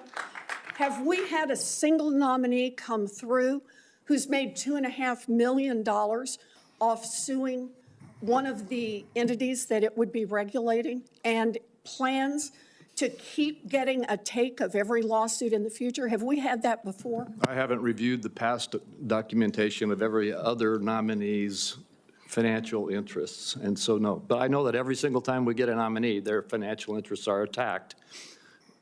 That's why we have the Office of Government Ethics. That's why they've reviewed everything that's in his record, and that's why he has even, I think, and I don't know that I want to ask him to get into it, but he has listed his assets and has gone through a discussion of the responsibilities under our ethics laws and is complied with all of those requirements. Senator Tillis. Thank you, Mr. Chairman. Mr. Kennedy, how's your morning going? So far, so good. Good. You came prepared. I'm glad that you did.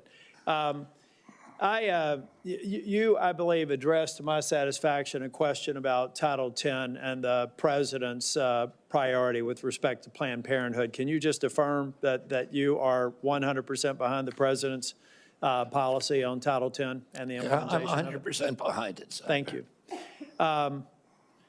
You know, it's amazing to me that people, well, first off, you need to understand I was in a judiciary hearing this morning. It's very clear to me that some of these nominations are going to be shirts and skins.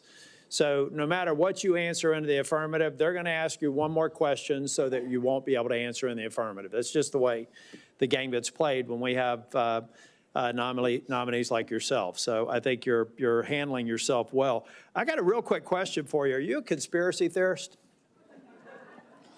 That is a pejorative, Senator, that's applied to me, mainly to keep me from asking difficult questions of powerful interests.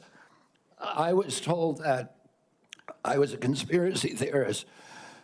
That label was applied to me because I said that the vaccines, the COVID vaccine, didn't prevent transmission and it wouldn't prevent infection, when the government was telling people, Americans, that it would. I was saying that because I was looking at the monkey studies in May of 2020. I was called a conspiracy, now everybody admits it. I was called a conspiracy theorist because I said red dye caused cancer. And now FDA has acknowledged that and banned it. I was called a conspiracy theorist because I said fluoride lowered IQ. Last week, JAMA published a meta-review of 87 studies saying that there's a direct inverse correlation between IQ loss. All right, so I'm going to assume I could go on for about a week. So is there any one of them that you can say, you got me? That really was a conspiracy theory, or are you in a position to submit for the record? I think it'd just be helpful for every one of these narratives for you to submit that maybe for the record.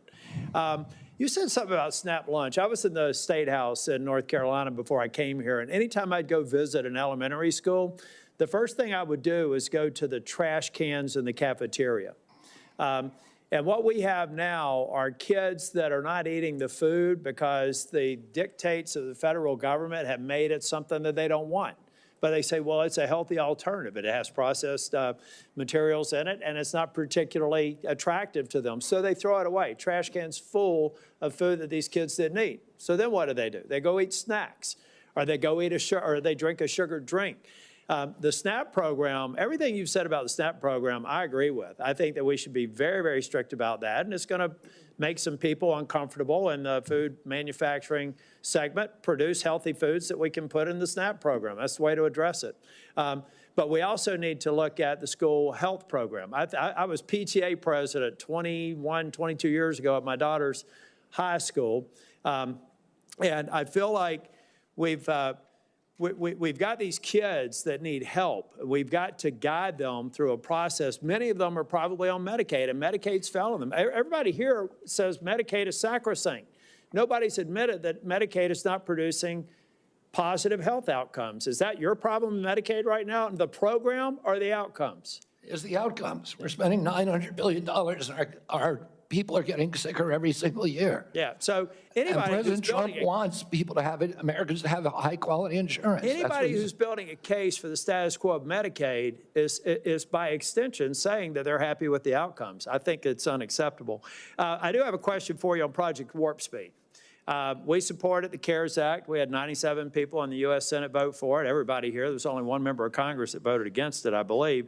And Project Warp Speed had CDC, FDA, NIH, and BARDA very much in the mix. Now, some people think that you're going to come in here and insert yourself into those agencies in a way that's never been done before. Let's say that they're a part of a future Project Warp Speed. Is it your intent to go in and do something that's never been done before, based on my staff's research, and insert yourself in a discussion that the scientists are dealing with in those different agencies? No, Senator, what I want to do is, I'm not a scientist. I want to empower scientists. I want to make sure that science is unobstructed by vested or economic interests. That's good. Or by bad culture. And I'll just say about Operation Warp Speed, it was an extraordinary accomplishment, showed demonstration of leadership by President Trump. When he promoted Operation Warp Speed, he was looking at all of the different remedies, including vaccines. Therapeutics, everything. Therapeutic, ivermectin, hydroxychloroquine, famotidine, even chlorine dioxide.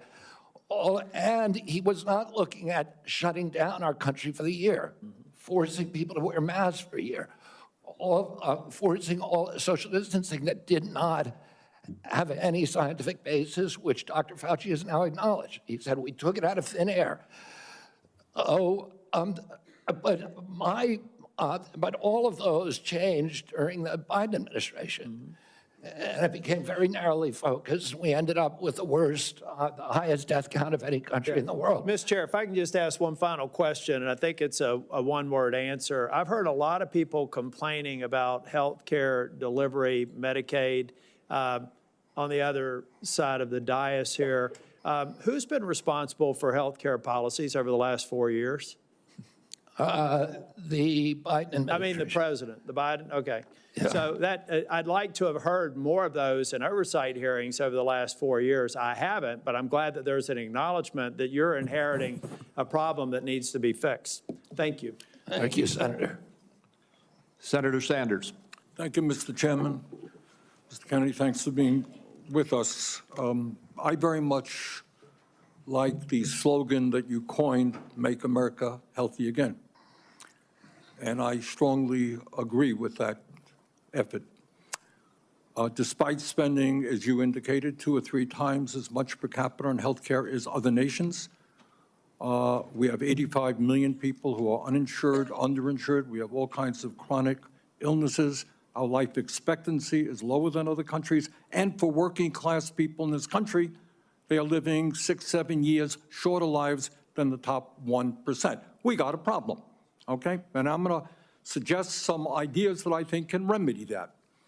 Last year, the insurance industry in this country made over $70 billion, while at the same time, 85 million Americans are uninsured or underinsured.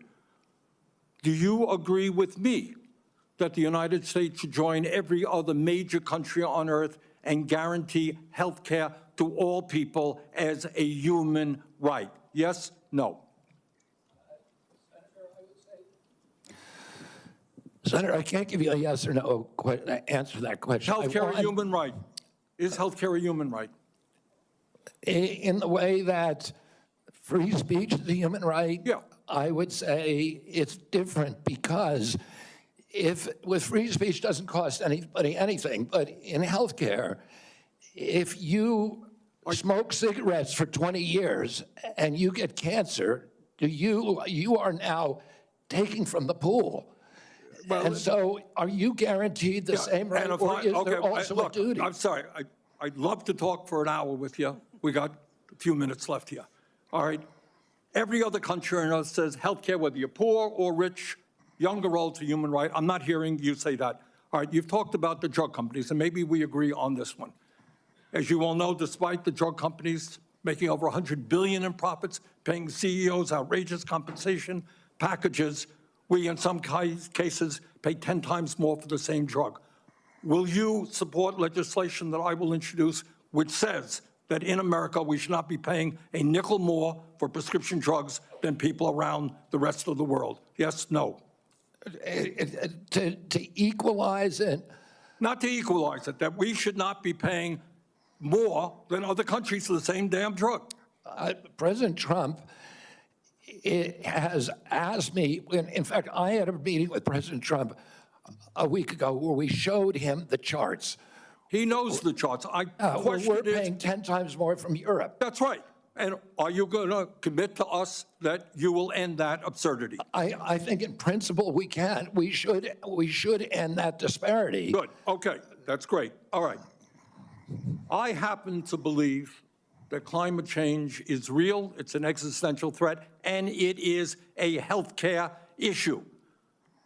Donald Trump thinks that it is a hoax originating in China. Question is, in your judgment, is climate change a hoax or is it real, causing devastating problems? President Trump and I, from the beginning, from our first meeting, agreed to disagree on that issue. I believe climate change is existential. My job is to make Americans healthy again.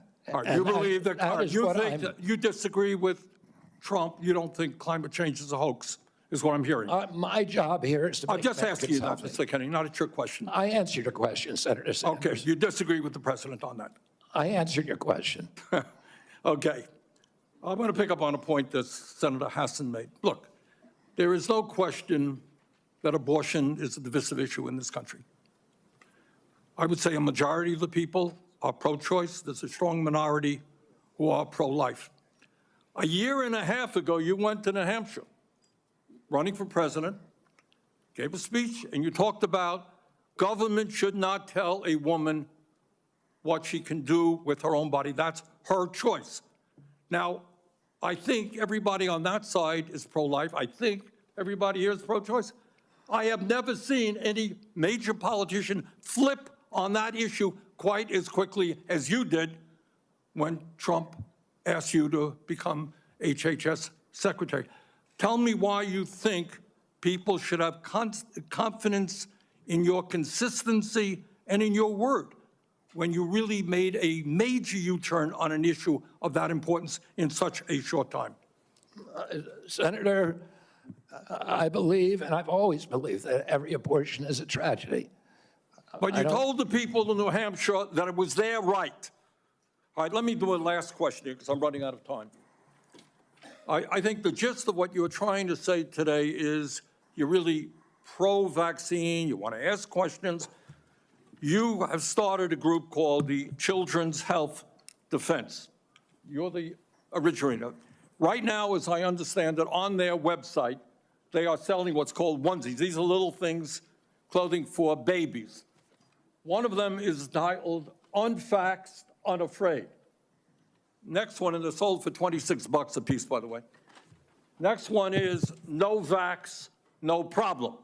Now, you're coming before this committee and you say you're pro-vaccine. Just want to ask some questions. And yet your organization is making money selling a child's product to parents for $26, which casts fundamental doubt on the usefulness of vaccines. Can you tell us now that you will, now that you are pro-vaccine, that you're going to have your organization take these products off the market? Senator, I have no power over that organization. I'm not part of it. I resigned from the board. That was just a few months ago.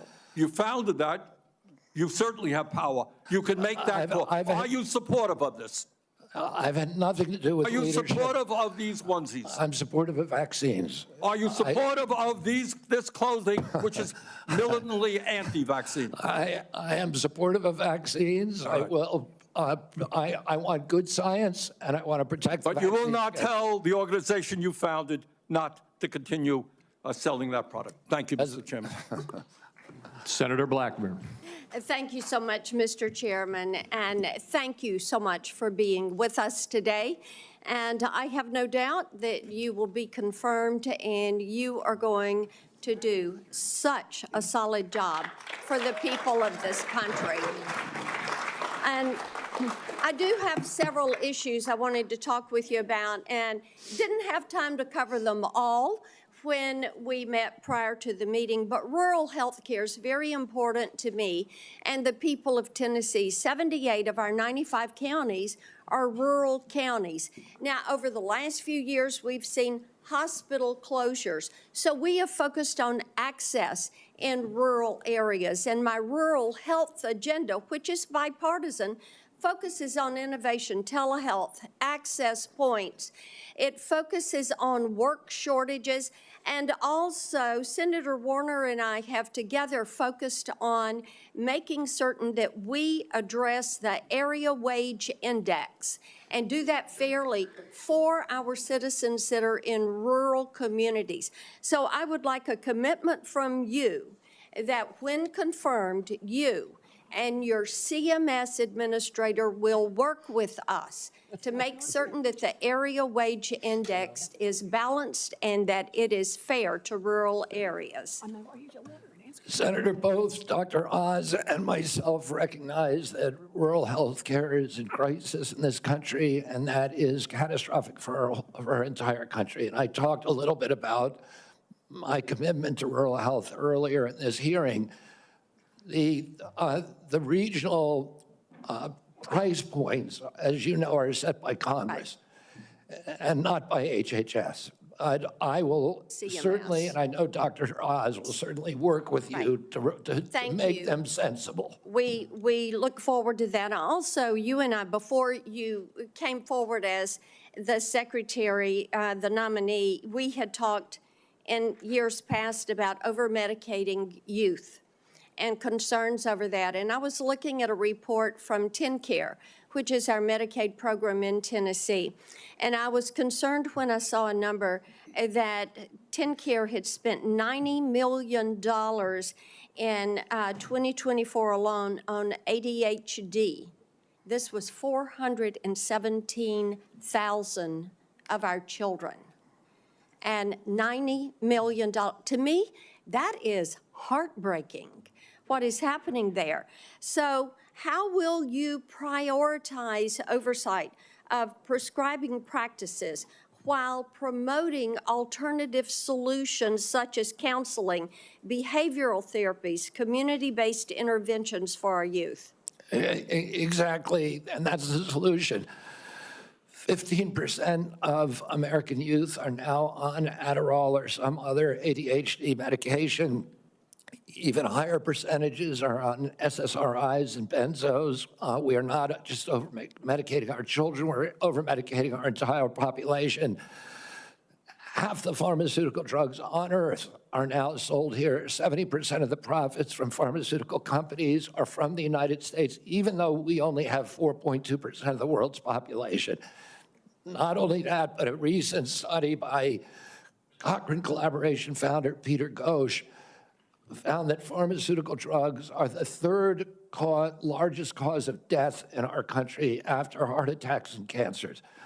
Oh, they're not making us healthier. We need community health initiatives. We need access to treatment. We need exercise. We need better food.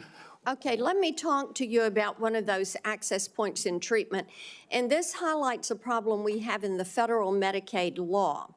Since Medicaid's enactment, states have been prohibited from using Medicaid funds for care provided by institutions for mental disease. We refer to them as IMDs. These are psychiatric hospitals, residential treatment facilities with more than 16 beds. This is a discriminatory exclusion, and it denies payment for medically necessary care based on the illness that is being treated, and it has perpetuated unequal coverage in mental health care. So if you're confirmed, when you're confirmed, will you commit to working with me on repealing this discriminatory exclusion and ensuring equal access to mental health care for Medicaid beneficiaries? Yes, Senator. Thank you so much. I've got a question on PBM reform, one on artificial intelligence in healthcare. In the interest of time, I will yield back. I look forward to seeing you help make us healthy again. Thank you, Senator.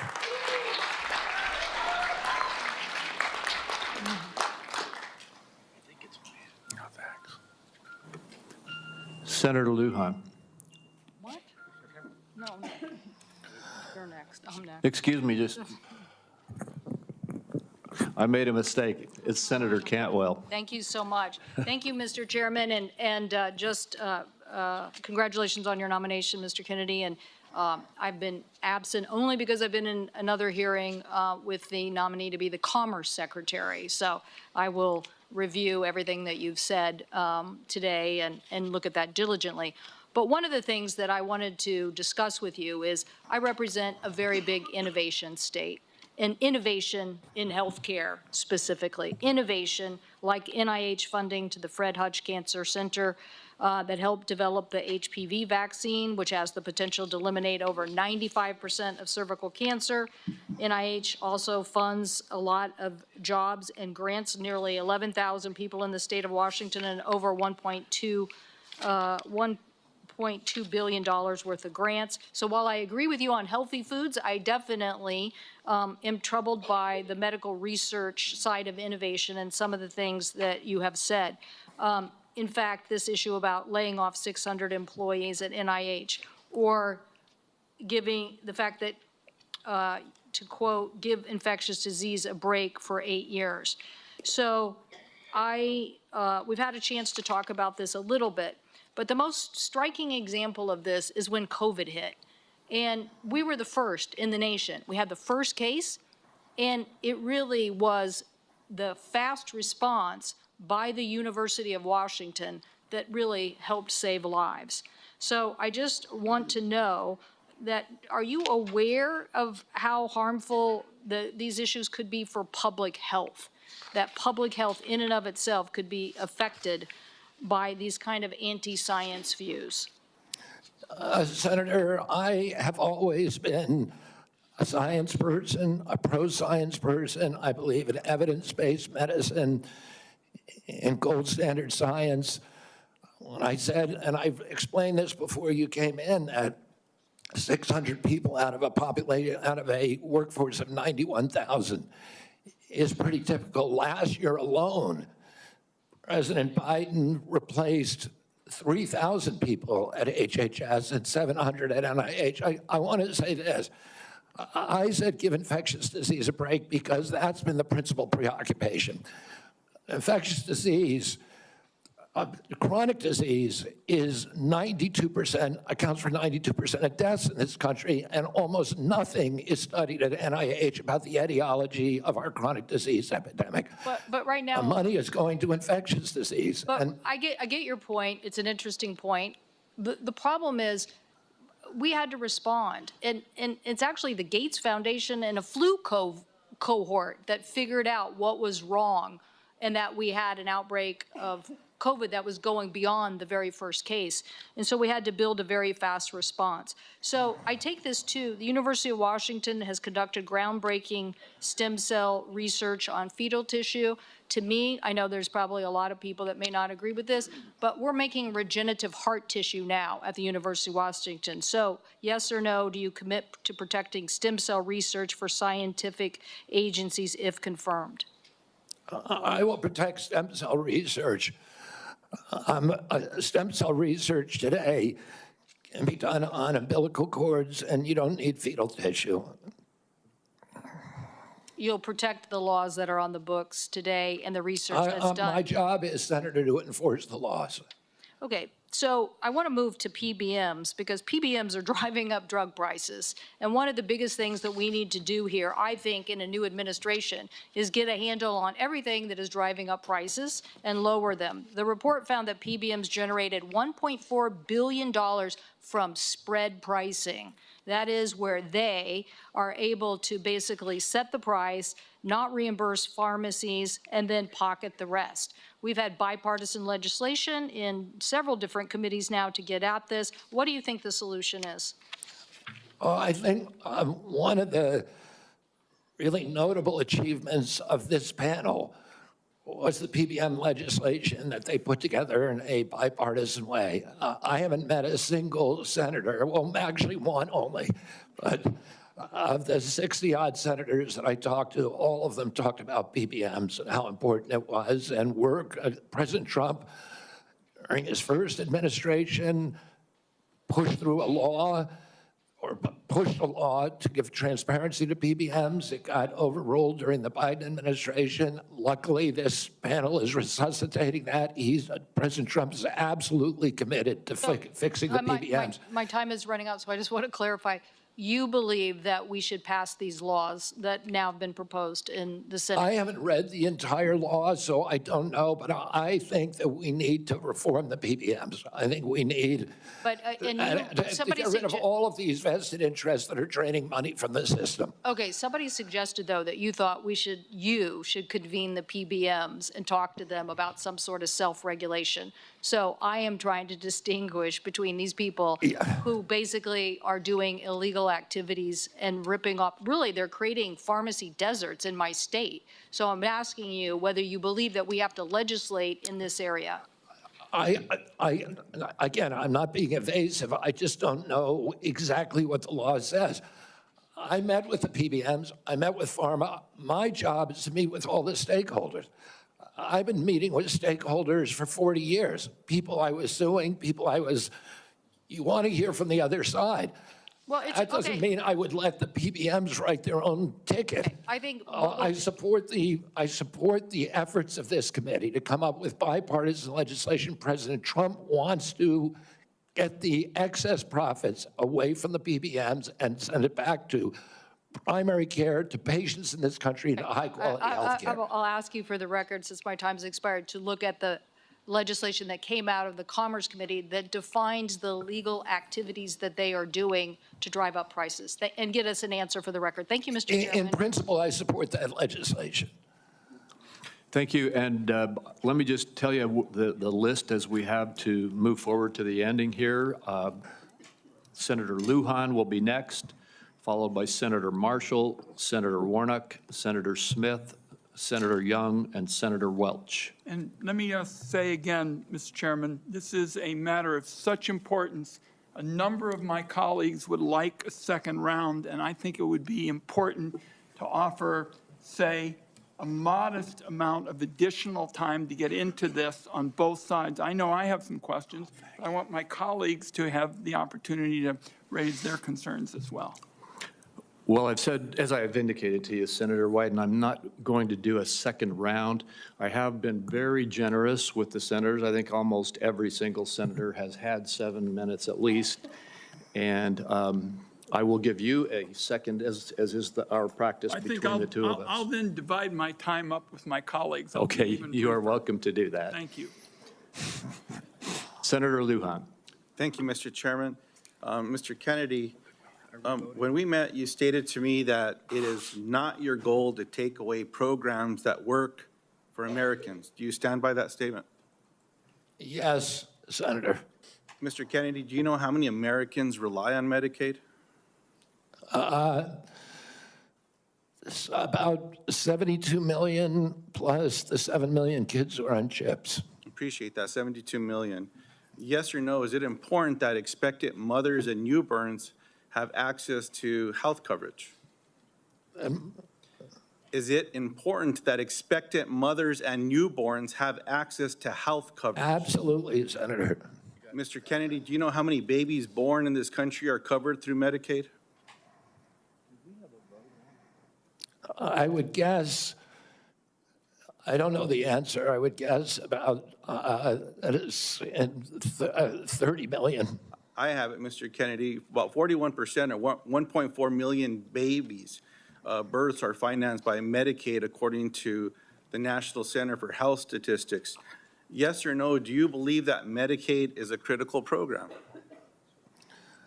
I believe that Medicaid is a critical program, but that it's not working as well as it ought to be. And President Trump has asked me to make it work better, that most Americans are not happy with it. The premiums are too high, the deductibles are too high, and everybody's getting sicker. Too much money is going to the Kennedy, insurance industry. I have a series of yes or no questions. They're pretty simple. because you heard we're not going to get a second round of questions, I ask for your indulgence to be able to get through them, yes or no. In New Mexico, as you know, Medicaid is often measured state by state.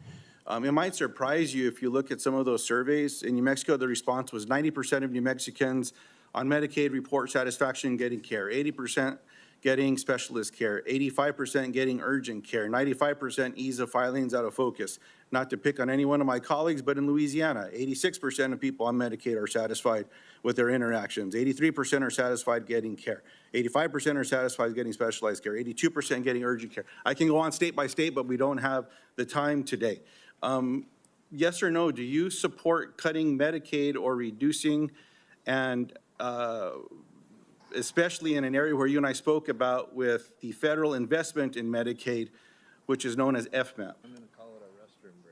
President Trump has not told me to, that he wants to cut Medicaid. He's told me to make it better. Do you support cutting, yes or no? Let me ask you this way, since it's only about President Trump. I support making it better, Senator. If President Trump asked you to cut Medicaid, will you do it? Well, it's not up to me to cut Medicaid. It would be up to Congress. And You don't I'm going answer. to work. I'm going to work, Mr. Kennedy, you don't want to answer, I'll move on. Do you know how many states will end? Mr. Chairman, if I may pause my time. So I understand that people are getting asked to leave if they stand up with signs, but there's a lot of other as well, Mr. Chairman. So it needs to be extended to everyone. As Mr. Kennedy said, we should respect each other when we have a difference of opinion. We're just trying to do our jobs here and trying to ask questions, that's all. And that's all I'm doing with Mr. Kennedy, folks. So I just hope that we can do Senator that. Lujan, you are right, and I ask the audience to please be respectful. Thank you, Mr. Chairman. I appreciate that very much. Mr. Kennedy, do you know how many states will end their Medicaid expansion if the federal share of Medicaid drops? Well, there's 40 states that have signed on to the expansion. So, It's a smaller number. So it's 9 states would quickly have to end their expansion because of the laws that they have. That's about 4 million folks across the country. And in New Mexico, Iowa, and Idaho, they have triggers that it would immediately have to go into effect if, in fact, that gets cut. The reason I'm asking those questions is there's been a lot of chatter and conversations around Medicaid. Now, I agree we can always do better, and we must be doing better in America. But Medicaid has been shown to improve health outcomes, including mortality, quality of life, and access to preventative care as well. And there's some areas, Mr. Kennedy, that you and I touched on specific to Native American communities. One of the concerns that I have are these programs matter to folks. You shared your passion about caring for folks. I believed that passion. My question in this area is, as you know, when folks are doing research and they're going to check to see if medicine works on someone, if they're not included in that trial, it often doesn't help them. That's what all the evidence shows. So what are you going to do when programs are eliminated to require the inclusion of Native Americans in clinical trials when it comes to life-saving medicine? I'm going to do everything I can to make sure that there's Native Americans in clinical trials. As I said to you when I visited your office, I spent 20% of my career working on Native issues. My family's been deeply involved with them. My father and uncle were big critics of the Indian Health Service, a failure to deliver good health results or health care on the reservations. I'm going to bring a Native in for the first time in history into my central office, that all the major decisions in my office will be that he will have it. We've already interviewed candidate, a very, very good candidate, will have direct impact on all the major offices. One of my priorities is to improve. I appreciate that. I have a follow-up in that space specifically. Will you commit to finalizing the congressionally mandated FDA guidance to increase clinical trial diversity? Just repeat that again. I'm sorry, Will Senator. you commit to finalizing the congressionally mandated FDA guidance to increasing clinical trial diversity? Yes. I appreciate that. Will you commit to reinstating all of the pages that were eliminated and people that were fired from this administration that have this responsibility? I cannot commit to that because I don't know who they are. Well, there's I'll some commit folks to out there doing the working work. with you to make Mr. sure Kennedy, those positions are adequately staffed. I will follow up in writing in those specific areas because I think there's some commonality here, but answers matter. And so I'd like to get those as timely as possible. The last thing, Mr. Chairman, that I'll say is one of the conversations I had last before this hearing was with a family that I've been working with to work with my Republican colleagues when it comes to autism and federal programs and making a difference in these families' lives and this little girl's life. What I'm asking now, Mr. Chairman, is unanimous consent to enter into the record an article from Autism Speaks titled, quote, "Do Vaccines Cause Autism?" End quote. And I'll note that the first sentence states, quote, "Vaccines do not cause autism," end quote. Thank you. I yield back. Without objection. And before we move on, we've had a request from several quarters for a quick restroom break. We will take a 5-minute recess. I'm sorry to those remaining 5 or 6 senators who must wait a few minutes, but we will have a quick break. We will be back as soon as we can.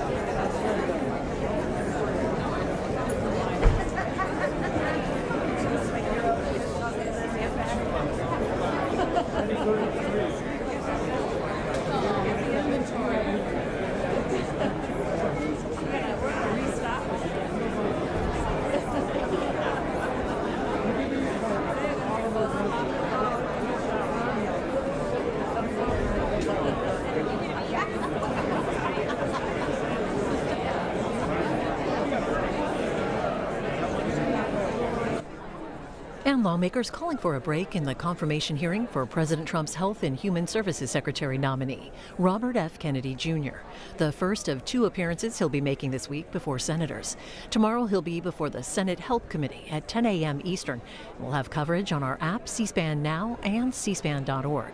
We'll bring you back live to today's hearing when it resumes. Also, later this afternoon at 2:30 Eastern, Federal Reserve Chair Jerome Powell will hold a press conference to provide an update on interest rates and monetary policy. We'll have that live on C-SPAN, on the free C-SPAN Now video app, and online at cspan.org.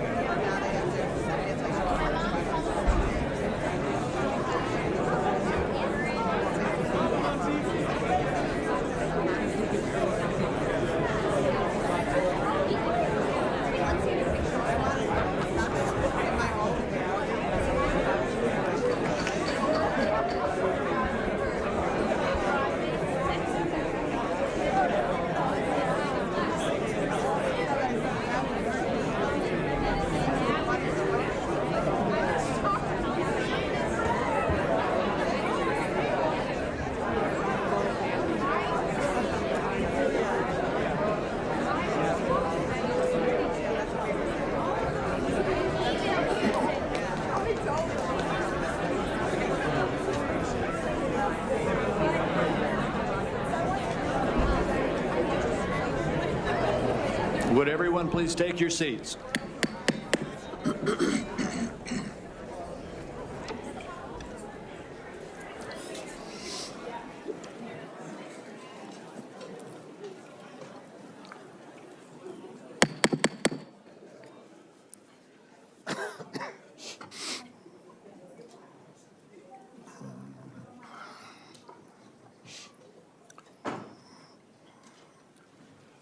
This committee will continue and come out of recess and go back into session. Before we go to you, Senator Marshall, I'd like to just tell everybody the remaining list. Senator Marshall, Senator Warnock, Senator Smith, Senator Young, and Senator Welch. And then I did indicate earlier that I would give another 5 minutes to Senator Wyden. I understand he has distributed that 5 minutes to a few of the other senators. So we will have a few more quick questions, and then we will proceed. And I would like to thank the audience again. I know we had a couple of outbursts earlier, but I want to thank the audience for being respectful and encourage the audience to continue to be respectful as we conclude the hearing. With that, Senator Marshall. Thank you, Chairman. Obesity, diabetes, heart disease. Obesity, diabetes, heart disease account for probably 80% of health challenges in America. You know how many times I heard my friends across the aisle mention any three of those? I don't know if we've lost the forest for the trees here. Vaccine is a critical issue. I understand that. I don't see how Mr. Kennedy's position could be any more clear that he's going to support the vaccines, he's going to support the science and empowerment to parents and their doctors to make these choices. 60% of Americans have a chronic disease, that there's an epidemic of chronic diseases across the country. And this Make America Healthy Again movement is palpable to me. It started on the campaign trail in 2020 when moms I'd never met, that never involved in the political process, came up to me and said, look, I want to make these choices about my children with my doctor, not the federal government. That it's a very real thing. Moms, dads, grandparents across the country grab me and say, look, why do 20% of our children now, why are they on a prescription drug? So, Mr. Kennedy, what is your prescription to help make America healthy again? What's your vision? What does that look like to you? Thank you, Senator Marshall.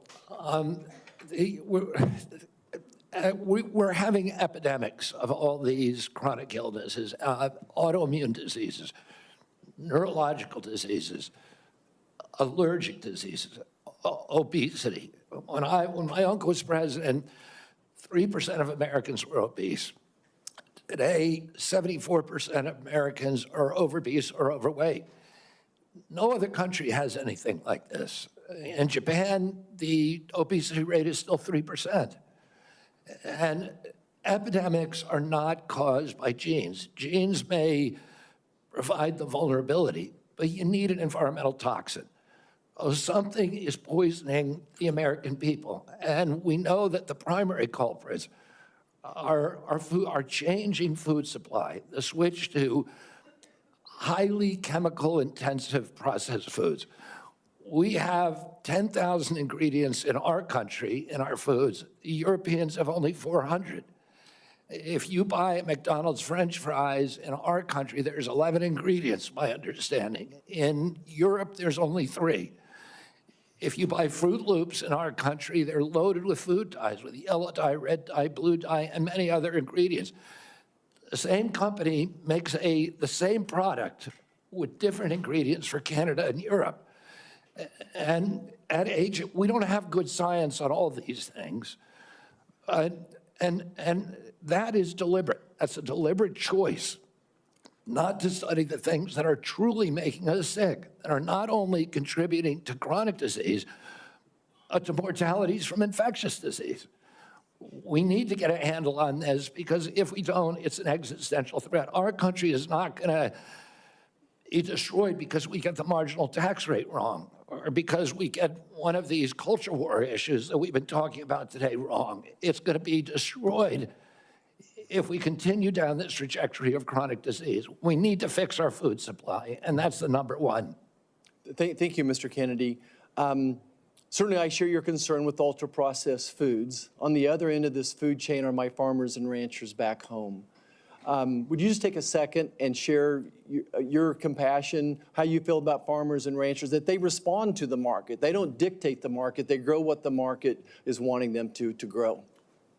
And Senator Hawley told me the other day that his brother-in-laws are all farmers. And he said 4 out of every 5 of his brother-in-laws has Parkinson's disease. And that kind of cluster we're seeing across farm country of cancers, autoimmune diseases, obesity, et cetera. Oh, and we can now not export American food to Europe because the Europeans won't take our food. That's not good for farmers.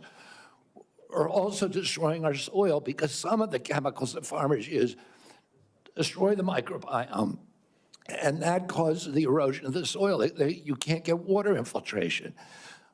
Water pools up and it washes the soil off. Agronomists now estimate that we only have, if we continue doing these processes, only 60 harvests left before our soil is gone. So farmers are using seeds and chemicals that are, over the long term, are costing them and us. And what we need to do is we need to support the farmers. We need the farmers as partners if we're going to make them work. And I don't want a single farmer to go out of business under our watch. I don't regulate farms. If I'm privileged to be confirmed, I'm not regulating farms. That's under USDA. But I want to partner with all of my decisions with USDA and with the farm community to make sure that we don't lose more farmers in this country, but that we also transition. We offer and incentivize transitions to regenerative agriculture, to no-till agriculture, and to less chemically intensive. And by the way, I've also met with the chemical industry and the fertilizer and herbicide companies, and they want to do the same thing.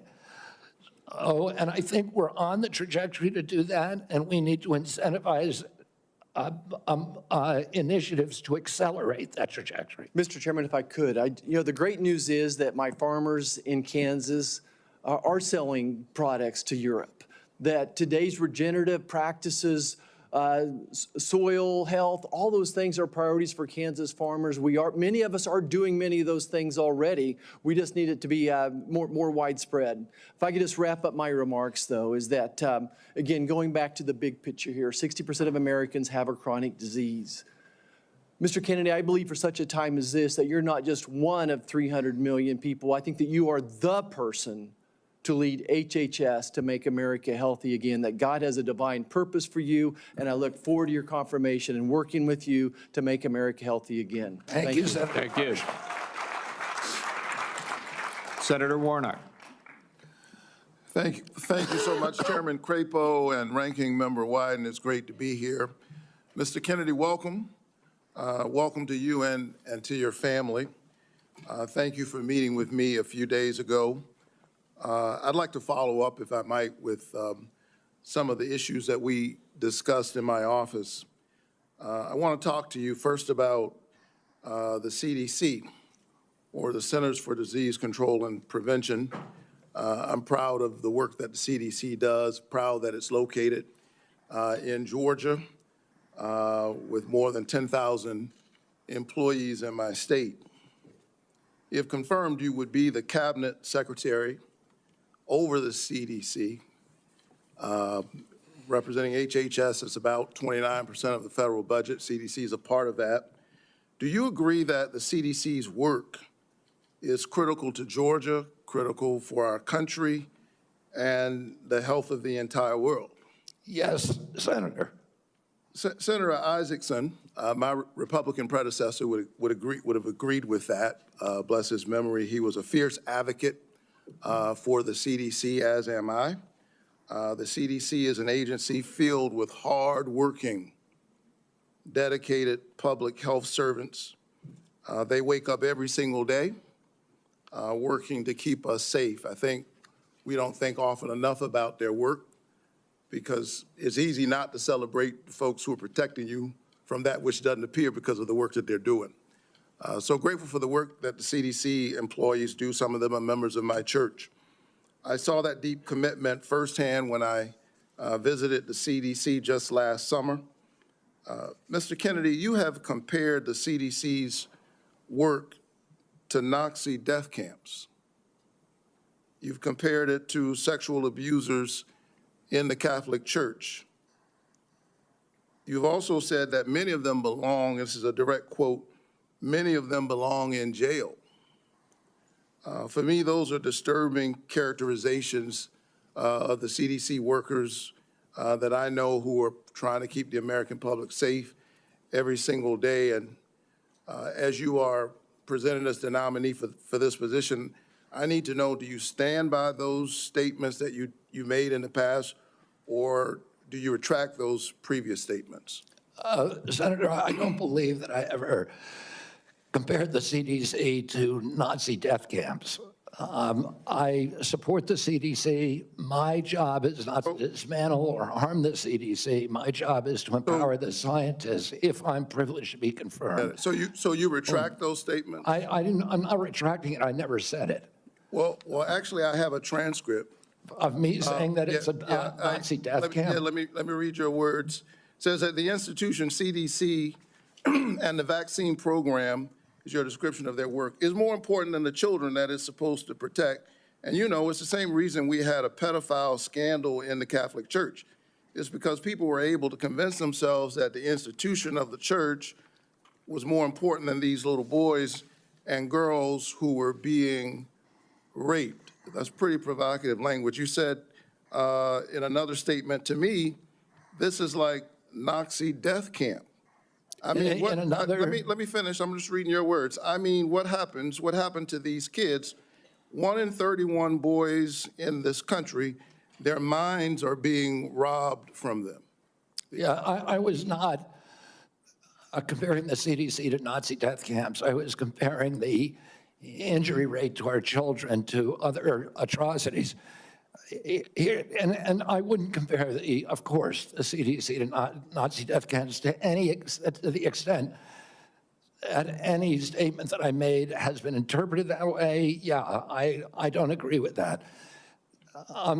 In 2003, the United States Congress Government Oversight Committee ended an over a year investigation of the CDC and used almost that same language. They said that the CDC, just one division, one branch, the Immunization Safety Office, had put institutional self-interest and pharmaceutical profits ahead of the welfare and health of American children. So that was a conclusion by Congress. And I repeated that. I'm asking you because you're the nominee for HHS. It sounds like you stand by those statements. Senator, my objective is to support the CDC. There's nothing I'm going to do that is going to harm CDC. I want to make sure that our science is gold standard science, and it's free from that same Government Oversight Investigation Committee found that the panels, the ACIP panel within CDC, I think 97% of the people on it had conflicts. I don't believe that that's right. I think we need to end those conflicts and make sure that scientists are doing unobstructed science. So I want to enter this statement, by the way, into the record without objection. Without objection. Last week, the White House gagged HHS and the CDC, preventing them from communicating all important public health information to anyone, including all of our allies, including our allies in the United States and global disease prevention. Can you just answer yes or no, because I'm running out of time? Do you agree with that action?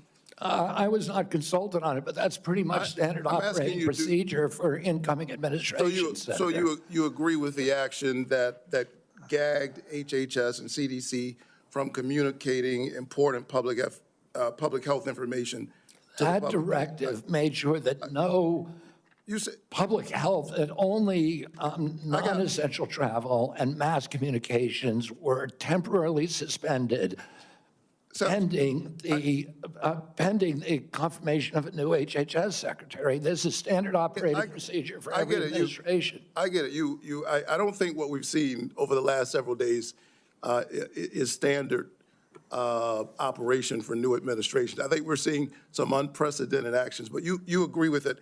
Last night, members of the CDC, along with other federal employees, were actually invited to resign, these buyouts.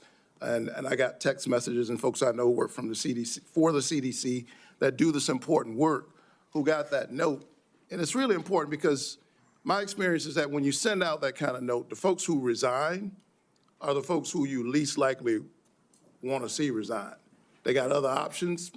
They're gifted folks. They got a lot of expertise. They have options.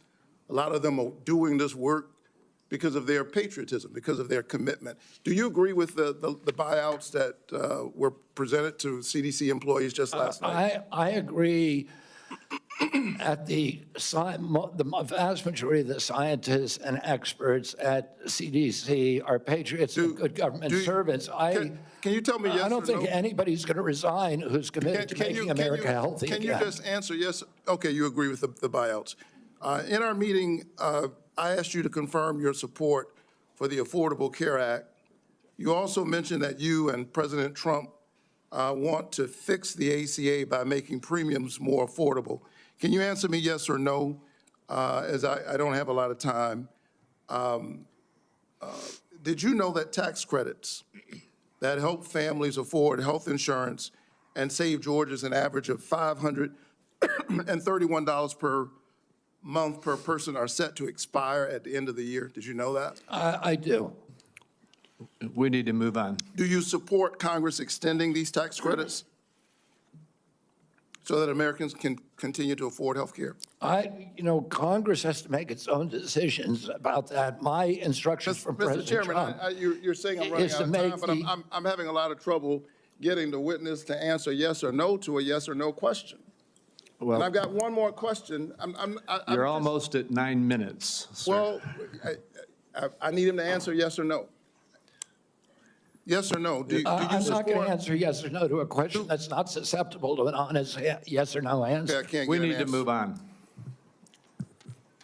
I think that the fact that you find it difficult to answer basic questions is deeply troubling for me as you present yourself as a nominee to run HHS. Thank you so very much. Senator Smith. I've been in courts all over the country, and prosecutors. Mr. Chairman, you told me I'm out of time, and the witness continues to filibuster even after I said I'm done. Senator Smith. Mr. Chair, thank you. Thank you, Mr. Chair and Ranking Member, and welcome, Mr. Kennedy. So, Mr. Kennedy, I don't have a question for you on abortion. I think that my colleagues on both sides of the aisle have covered this, but I want to say I can respect people who have different views than mine on this issue, but it's hard for me to respect people who won't give a straight answer to what they think on this issue in particular.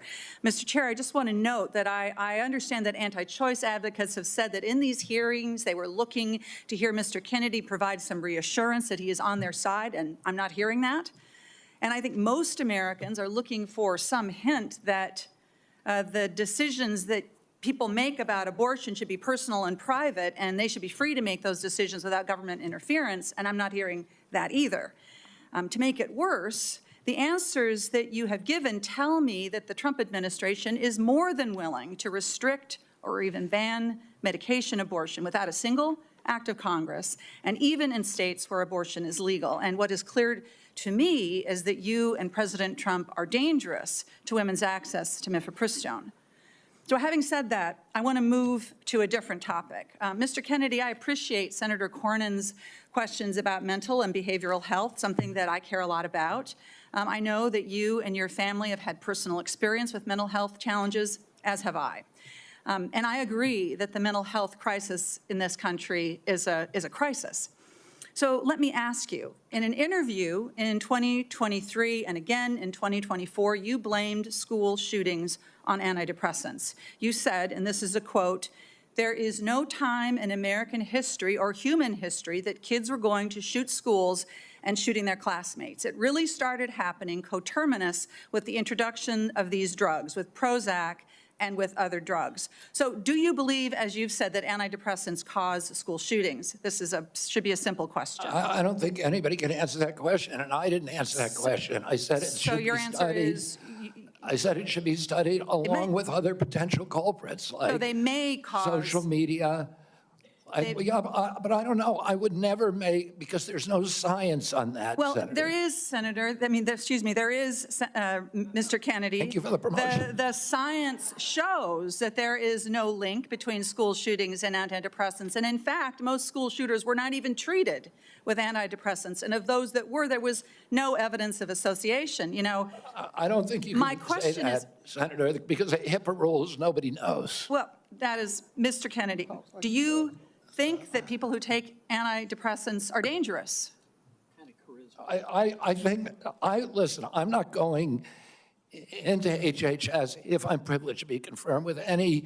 So you can't say that people to who- impose any preconceived ideas that I may have. I just want to have Okay, good science. So you're not saying that they aren't dangerous, which means that they could be said- dangerous. Let me ask you this. That's not true. You've described Americans who take mental health medications as addicts who need to be sent to wellness farms to recover. Is that what you believe? No, of course, I didn't say that Yes, you did. anybody should be compelled to do anything. No, but I'm you for- said they should be sent. I said they should be available to them. You I said didn't that- say they should be sent. You said that folks Kicking and that take screaming. antidepressants are like addicts. That I can provide that, Oh, I Mr. think they Chair. should have the availability. Listen, I know people, So- including members of my family, who've had a much worse time getting off of SSRIs than they did, than people have getting off of heroin. It's the withdrawal period is, I mean, and it's written actually have on the label. I have some This is very experience well with this documented. myself, Mr. Kennedy. This is personal for me. When I was a young woman and I was struggling with depression, thankfully, I had the resources to help me get through it, including a new generation of SSRI uptake inhibitors, which helped to clear my mind, get me back on track to being a mom and a wife and a productive, happy person. And I'm really grateful for that therapy. So I have some experience with this, and I think that everyone should have access to that care. And your job as secretary is to expand access to care, not to spread lies and misinformation. And you know, the things that you say, Mr. Kennedy, they live on. They have impact. And you know, we're having this conversation at the same moment that my Republican colleagues are looking to try to figure out how to save money any way they can. And so they want to cut Medicaid. Let's just think about this for a minute, because you're going to be, should you be confirmed, you would be responsible for CMS, which provides mental and behavioral health care to millions of Americans. Close to 40% of folks on Medicaid have a behavioral health condition. And you would be part of this administration that would be looking to cut Medicaid.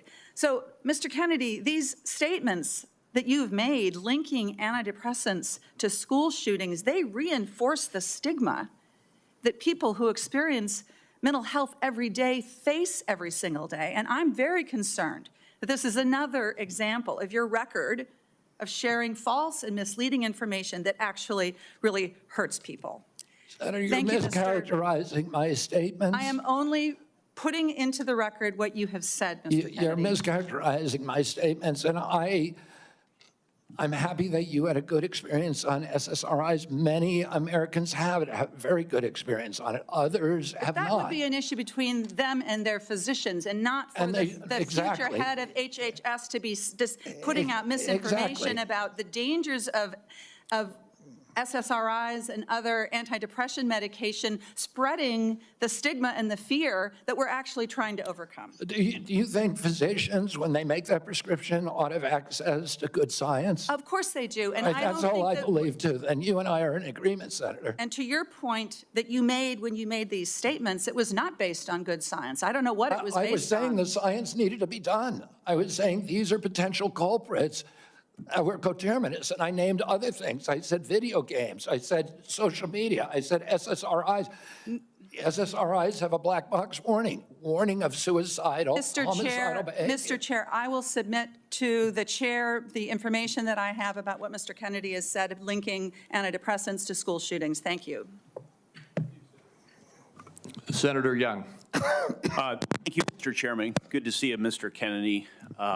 to follow up on that spirited exchange, in talking with you and reading about your vision for the department, you said one of your goals is to return public health agencies to the gold standard of scientific review. You've alluded to the gold standard a number of times today. So I'm going to give you an opportunity, uninterrupted, but hopefully not too extensive, to tell me and others what you mean by this gold standard.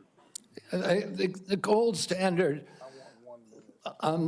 means real scientific research with replication of studies, which very rarely happens now at NIH. We should be giving at least 20% of the NIH budgets to replication.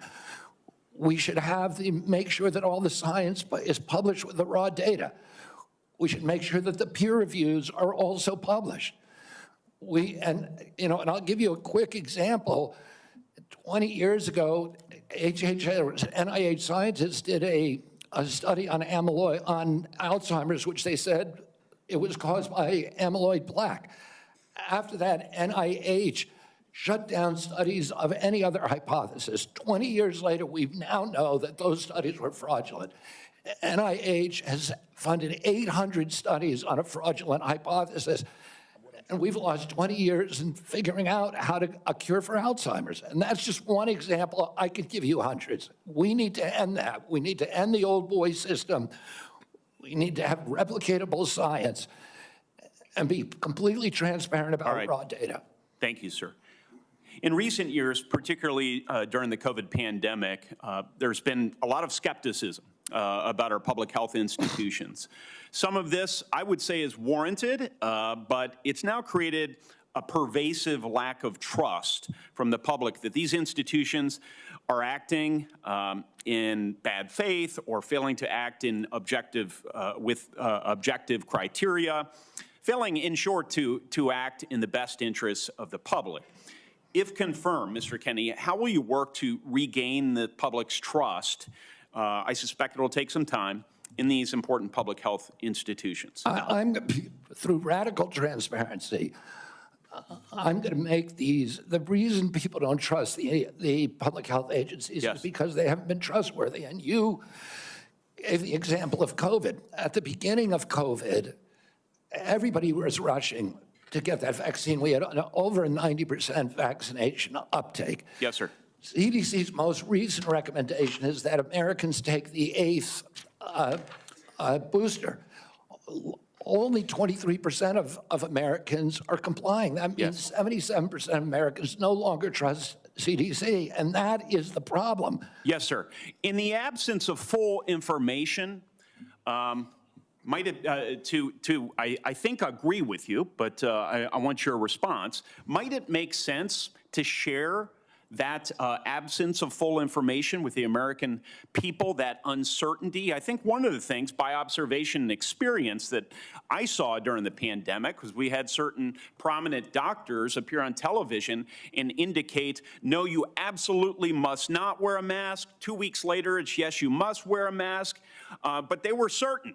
And they even demonized people for not following the latest science, knowing there's a high level of uncertainty in that science. Would a measure of humility, and as you say, radical transparency demonstrates humility, help rebuild trust over a period of years? Absolutely. We need to tell Americans what we don't know. We need to make sure studies that reach a null hypothesis are also published. And that doesn't happen. Sir, I think you are right about why healthcare costs are so high in the first place. The answer is indeed chronic disease. 90% of our healthcare spending goes towards managing it, as you say in your open statement. It's not in the main because of waste, fraud, and abuse, although we know some exist. It's not in the main because we have greedy executives at innovative, world-class companies. It's not in the main because we haven't yet adopted an unsustainable Medicare for All scheme. It's because of this. So I'm encouraged that you intend to make that a point of emphasis as it pertains to your future leadership. I will say, with respect to COVID, it's not over for a lot of Americans. It's not over. I know the mission accomplished banner was convenient for the last administration, but as we continue to navigate the ongoing impacts of the COVID pandemic, we have many individuals here in the United States and around the world who are suffering from long-term health effects that significantly impact their quality of life, work, and daily activities, and they've been largely ignored. Funding for long COVID research was appropriated by Congress in December of 2020, followed by additional funding directed by the Biden administration in February 2024. Patient groups and industry publications have criticized the slow pace of clinical trial design and enrollment. If confirmed, will you collaborate with healthcare providers, researchers, and effective communities to better understand and mitigate long COVID's impact? Yes or no, please? Absolutely, Senator. There's 16 million Americans. Will you commit to prioritizing long COVID research and integrate this work into broader healthcare policies? Yes or no, please? Yes. Patient groups, experts, and industry publications have raised concerns around existing long COVID funding being spent on observational research. In particular, criticism was directed towards recover funding being used to duplicate existing findings instead of funding trials for potential treatments or diagnostics. If confirmed, Mr. Kennedy, will you work with Congress so that going forward, long COVID funding will be directed primarily towards trial or novel research directions and not replicating existing observational research? Yes or no? Absolutely, Senator, with enthusiasm. Thank you so much. If confirmed, how will you create a balance between your personal priorities of chronic disease and healthy lifestyle and the ongoing critical work of the department in areas that are focused on incentivizing and advancing innovation in modern medicine and pharmaceutical discovery? I think innovation is going to be the key to public health. And we have a unique opportunity now in history because of AI, because of telemedicine, and because of the quality of people that are now coming to HHS to actually save public health. But it's all going to rely on innovation, and I don't want to do anything that inhibits or impairs the pace of innovation.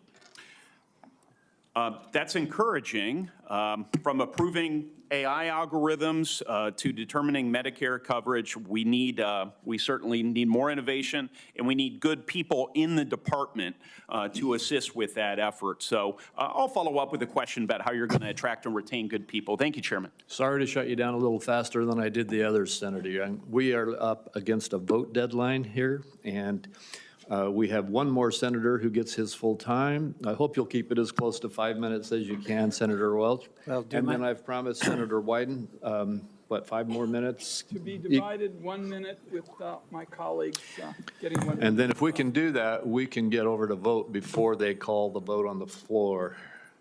Thank you very much. Thank you, Mr. Kennedy. And as you know, I'm have great reverence for your family. I'm from Massachusetts. When I got out of college, I was in the first class of Robert Kennedy Fellows, the memorial created by your family to honor the service of your father. I do community organizing in the west side of Chicago. And I certainly admire your energy in your effort here and desire to serve. You know, there's a couple of things that are really important here.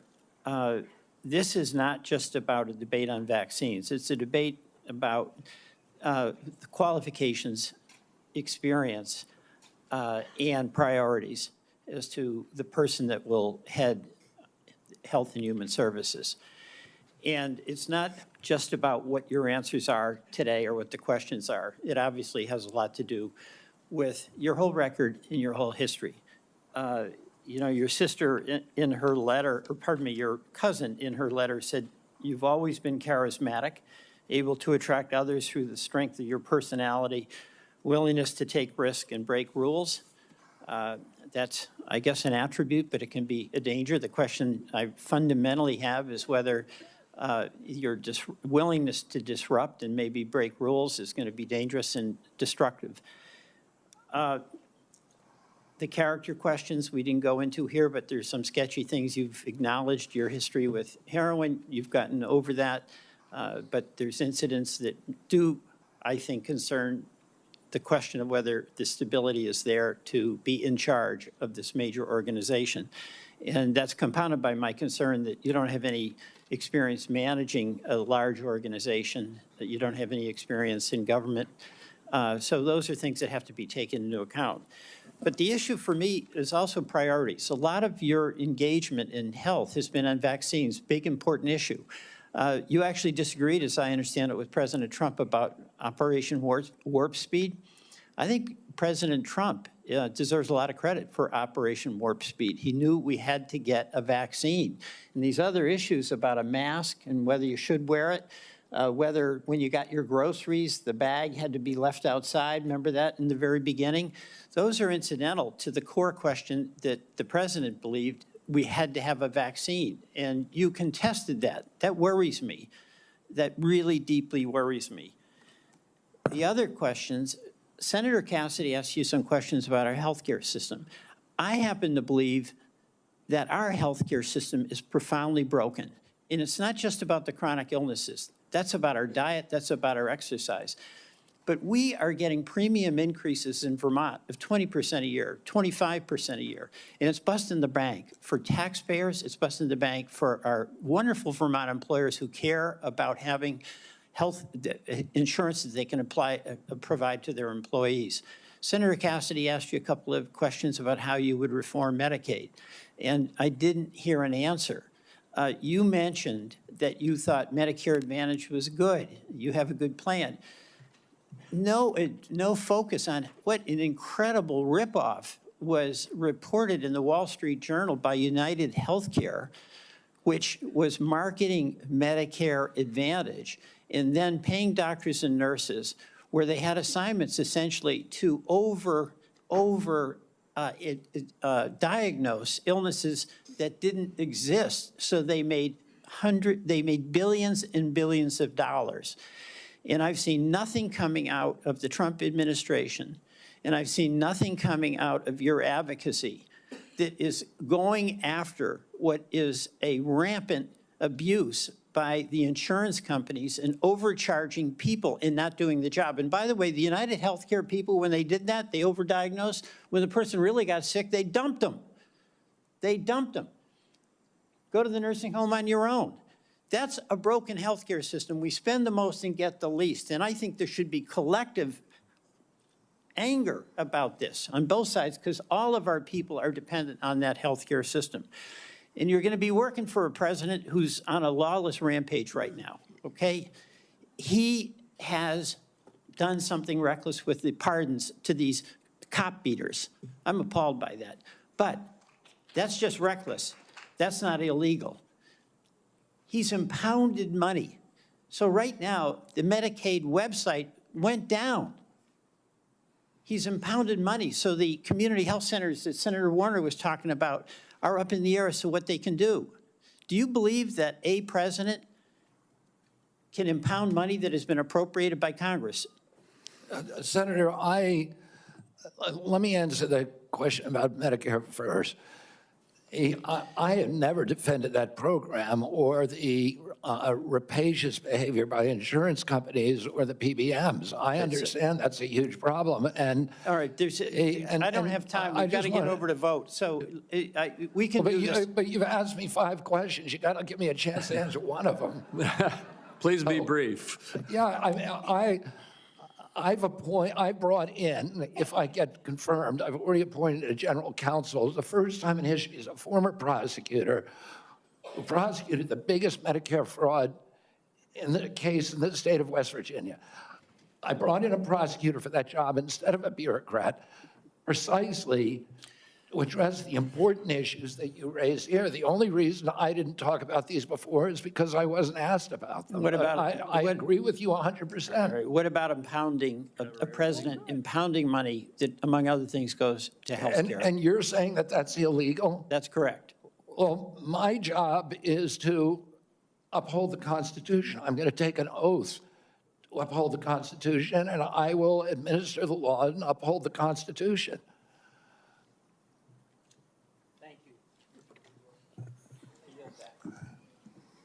Mr. Chairman, I believe under what we've discussed, I control 5 minutes. I'm going to take one and give one to each of my 4 colleagues that remain. All right, and I would just say this vote, they're going to call it in about 8 minutes. Thank you. So we have very little time. Two hours ago, colleagues, I asked Mr. Kennedy to reconcile his many anti-vaccine statements with his handful of pro-vaccine statements. Instead, he gave us a word salad and ducked the issue. The same was true, Mr. Kennedy, with respect to measles, where you wrote a book playing down the threat of measles, even though American families are very concerned about it. And apparently families are still mourning in Samoa.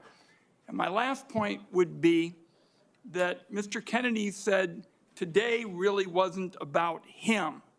And I just want to tell him it is all about you, because I find your presentation to be both untrustworthy and unprepared, because my colleagues have been seeing back and forth between Medicare and Medicaid, and it's not clear which program you're using when.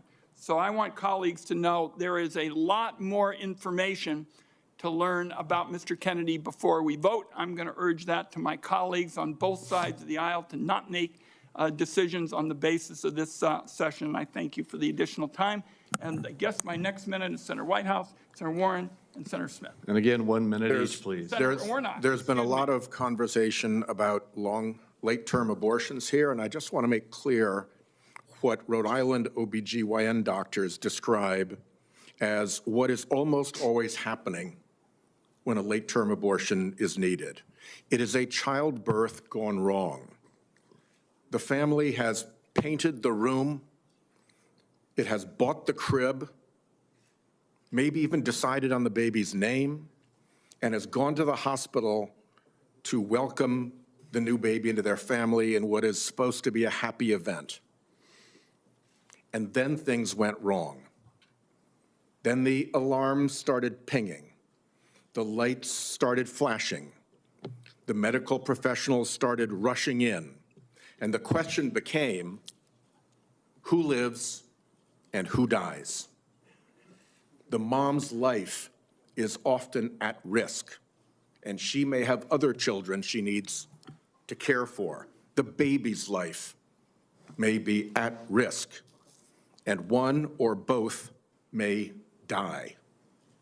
In that environment, the doctors and the family own that decision. Government has no place in that room at that point. And I think we need to understand when this late-term abortion gets bandied about, what you're dealing with is a tragedy that is happening to a family who wanted that child and have suddenly been confronted with a moment in which they have to make what is probably going to be the worst decision of their lives. And to try to shove the state legislature into that room is really offensive, really morally wrong, and I just want to make very clear what Rhode Island OBGYNs tell me is the situation when these procedures have to be deployed. Senator Warren. Thank you, Mr. Chairman. So, Mr. Kennedy, I wanted to ask about your role in the 2019 measles outbreak in Samoa. In July 2018, 2 children died immediately after receiving a measles vaccine that nurses had mistakenly mixed with a muscle relaxant. The nurses get charged with manslaughter, but vaccination rates go down. I asked you about this in my office. You told me flatly that your visit to Samoa had nothing to do with vaccinations. We now know that's not true. I have the documentation. You met with the Prime Minister. You talked about vaccinations. You met with an anti-vaccine influencer who described the meeting as, quote, profoundly monumental for this movement. So what happens? Vaccinations go down, there's a measles outbreak, and children start dying. But you double down. You didn't give up. Just 4 days after the Prime Minister declared a state of emergency, 16 people already dead, you sent a letter to him promoting the idea that the children had died not from measles, but from, quote, defective vaccine. You launched the idea that a measles vaccine caused these deaths. You are a very influential man. In fact, you are called the leader of the disinformation dozen. UNICEF and WHO, the World Health Organization, investigated this. They say the claims are false. It is not biologically possible what you claimed. And yet, ultimately, more than 70 people died because they didn't get vaccines. So my question is, do you accept even a scintilla, just even a sliver of responsibility for the drop in vaccinations and the subsequent deaths of more than 70 people? Anything you do differently? No, absolutely not. There were 2 incidents in which children died. In 2015 and again in 2008. 2015, it was from the measles vaccine. That's what the New Zealand General Hospital found. The government of Samoa banned the measles vaccine after the 2018. I arrived in July of the next year after the ban had been in place for a year. Mr. And the Chairman, measles, understanding that you wanted to hold this to a minute and that I don't get to present all the facts and documentation I've got, how about if we just decide to make entries for the record on exactly what the record shows about Mr. Kennedy's participation? And I think he's answered the yes or no question. He takes no responsibility. Senator Warren, we will do that. differently. And Mr. Kennedy, and to all the senators, every senator knows that following this hearing, they will be able to ask you questions off the record, and you will be able to put answers back onto the record. So please give that answer. I apologize that we're shutting you off for giving a full response right now. Senator Smith, and we are way over time. Thank you, Mr. Chair. So, Mr. Kennedy, you have said that you want to give infectious diseases a break for about 8 years. You spoke about this with Senator Cantwell. My question to you has to do with avian flu. Over 100 million birds culled. The disease has spread to dairy cows, and there are now 67 confirmed human cases and 1 death. So, Mr. Kennedy, do you intend to give research on bird flu a break? no, I intend to devote the appropriate resources to preventing pandemics. That's an essential part of my job. What do you think is causing the avian influenza? I think the H5N1 virus is. So that's good to hear, because in a recent book, I will submit this for the record because we don't have that much time, Mr. Kennedy has questioned the scientific basis for germs causing disease and the power of vaccines and antibiotics. I've never cure questioned disease. that, Senator. Well, I will submit that for the record. Thank you. Senator Warnock, 1 minute. I like the way you said that to the Baptist preacher. Thank you so much.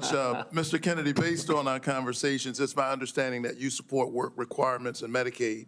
In 2020, President Trump approved a proposal from Georgia state leaders requiring Georgians to jump through a number of onerous bureaucratic hoops and fill out even more paperwork to verify work and get access to health care. I ask this as someone who represents a state that has not expanded Medicaid. The federal government, because of this waiver, spent $70 million on Georgia's Medicaid waiver. 82% of that went to administrative costs. The point that I'm making is that the folks that they're insisting need to work, 90% of those folks are working, they are caregivers, or they have a disability. Let me give you one example. A woman I think of all the time, her name is Heather. She's a traveling nurse from Dalton, Georgia, who falls into the Medicaid coverage gap. Heather experienced a series of small strokes, leaving her unable to work full-time. She's dedicated her life to caring for patients, but now she can't afford her own medical care, out-of-pocket costs, because she doesn't make enough to qualify for tax credits to buy private insurance. What does Heather need? Does she need work requirements, or does she need access to health care so she can finally get healthy and get back to work? The individual that you described would need health care and not a work requirement. Thank you. Thank you. Thank you. Thank you, and we are done with the questioning now. Mr. Kennedy, I apologize to you, to the audience, and to all of my colleagues to have to rush it here at the end, but we have a vote on the Senate floor that they're going to close in about 3 minutes. I want to thank you for appearing before this committee. You have been accessible to the members and staff on both sides of the aisle of the Finance Committee throughout a rigorous process, and I want the whole world to know that you spent hours in meetings answering questions outside of this hearing and providing documents and responses on issue after issue after issue. You've gone through the most thorough vetting process that any committee in this Congress puts anybody through. And I think that you have come through well and deserve to be confirmed. I would like to remind my colleagues that the deadline for submitting any questions for the record is 5 p.m. today, 5 p.m. today. And Mr. Kennedy, we ask that you respond to those questions as quickly as you possibly can. With that, I'm going to leave you in this room and run over to vote. This hearing will be adjourned. I still encourage the audience to be polite and respectful no matter what side of the issues you may be on. And Mr. Kennedy, I look forward to working with you. Thank you, Mr. Chairman. We're adjourned.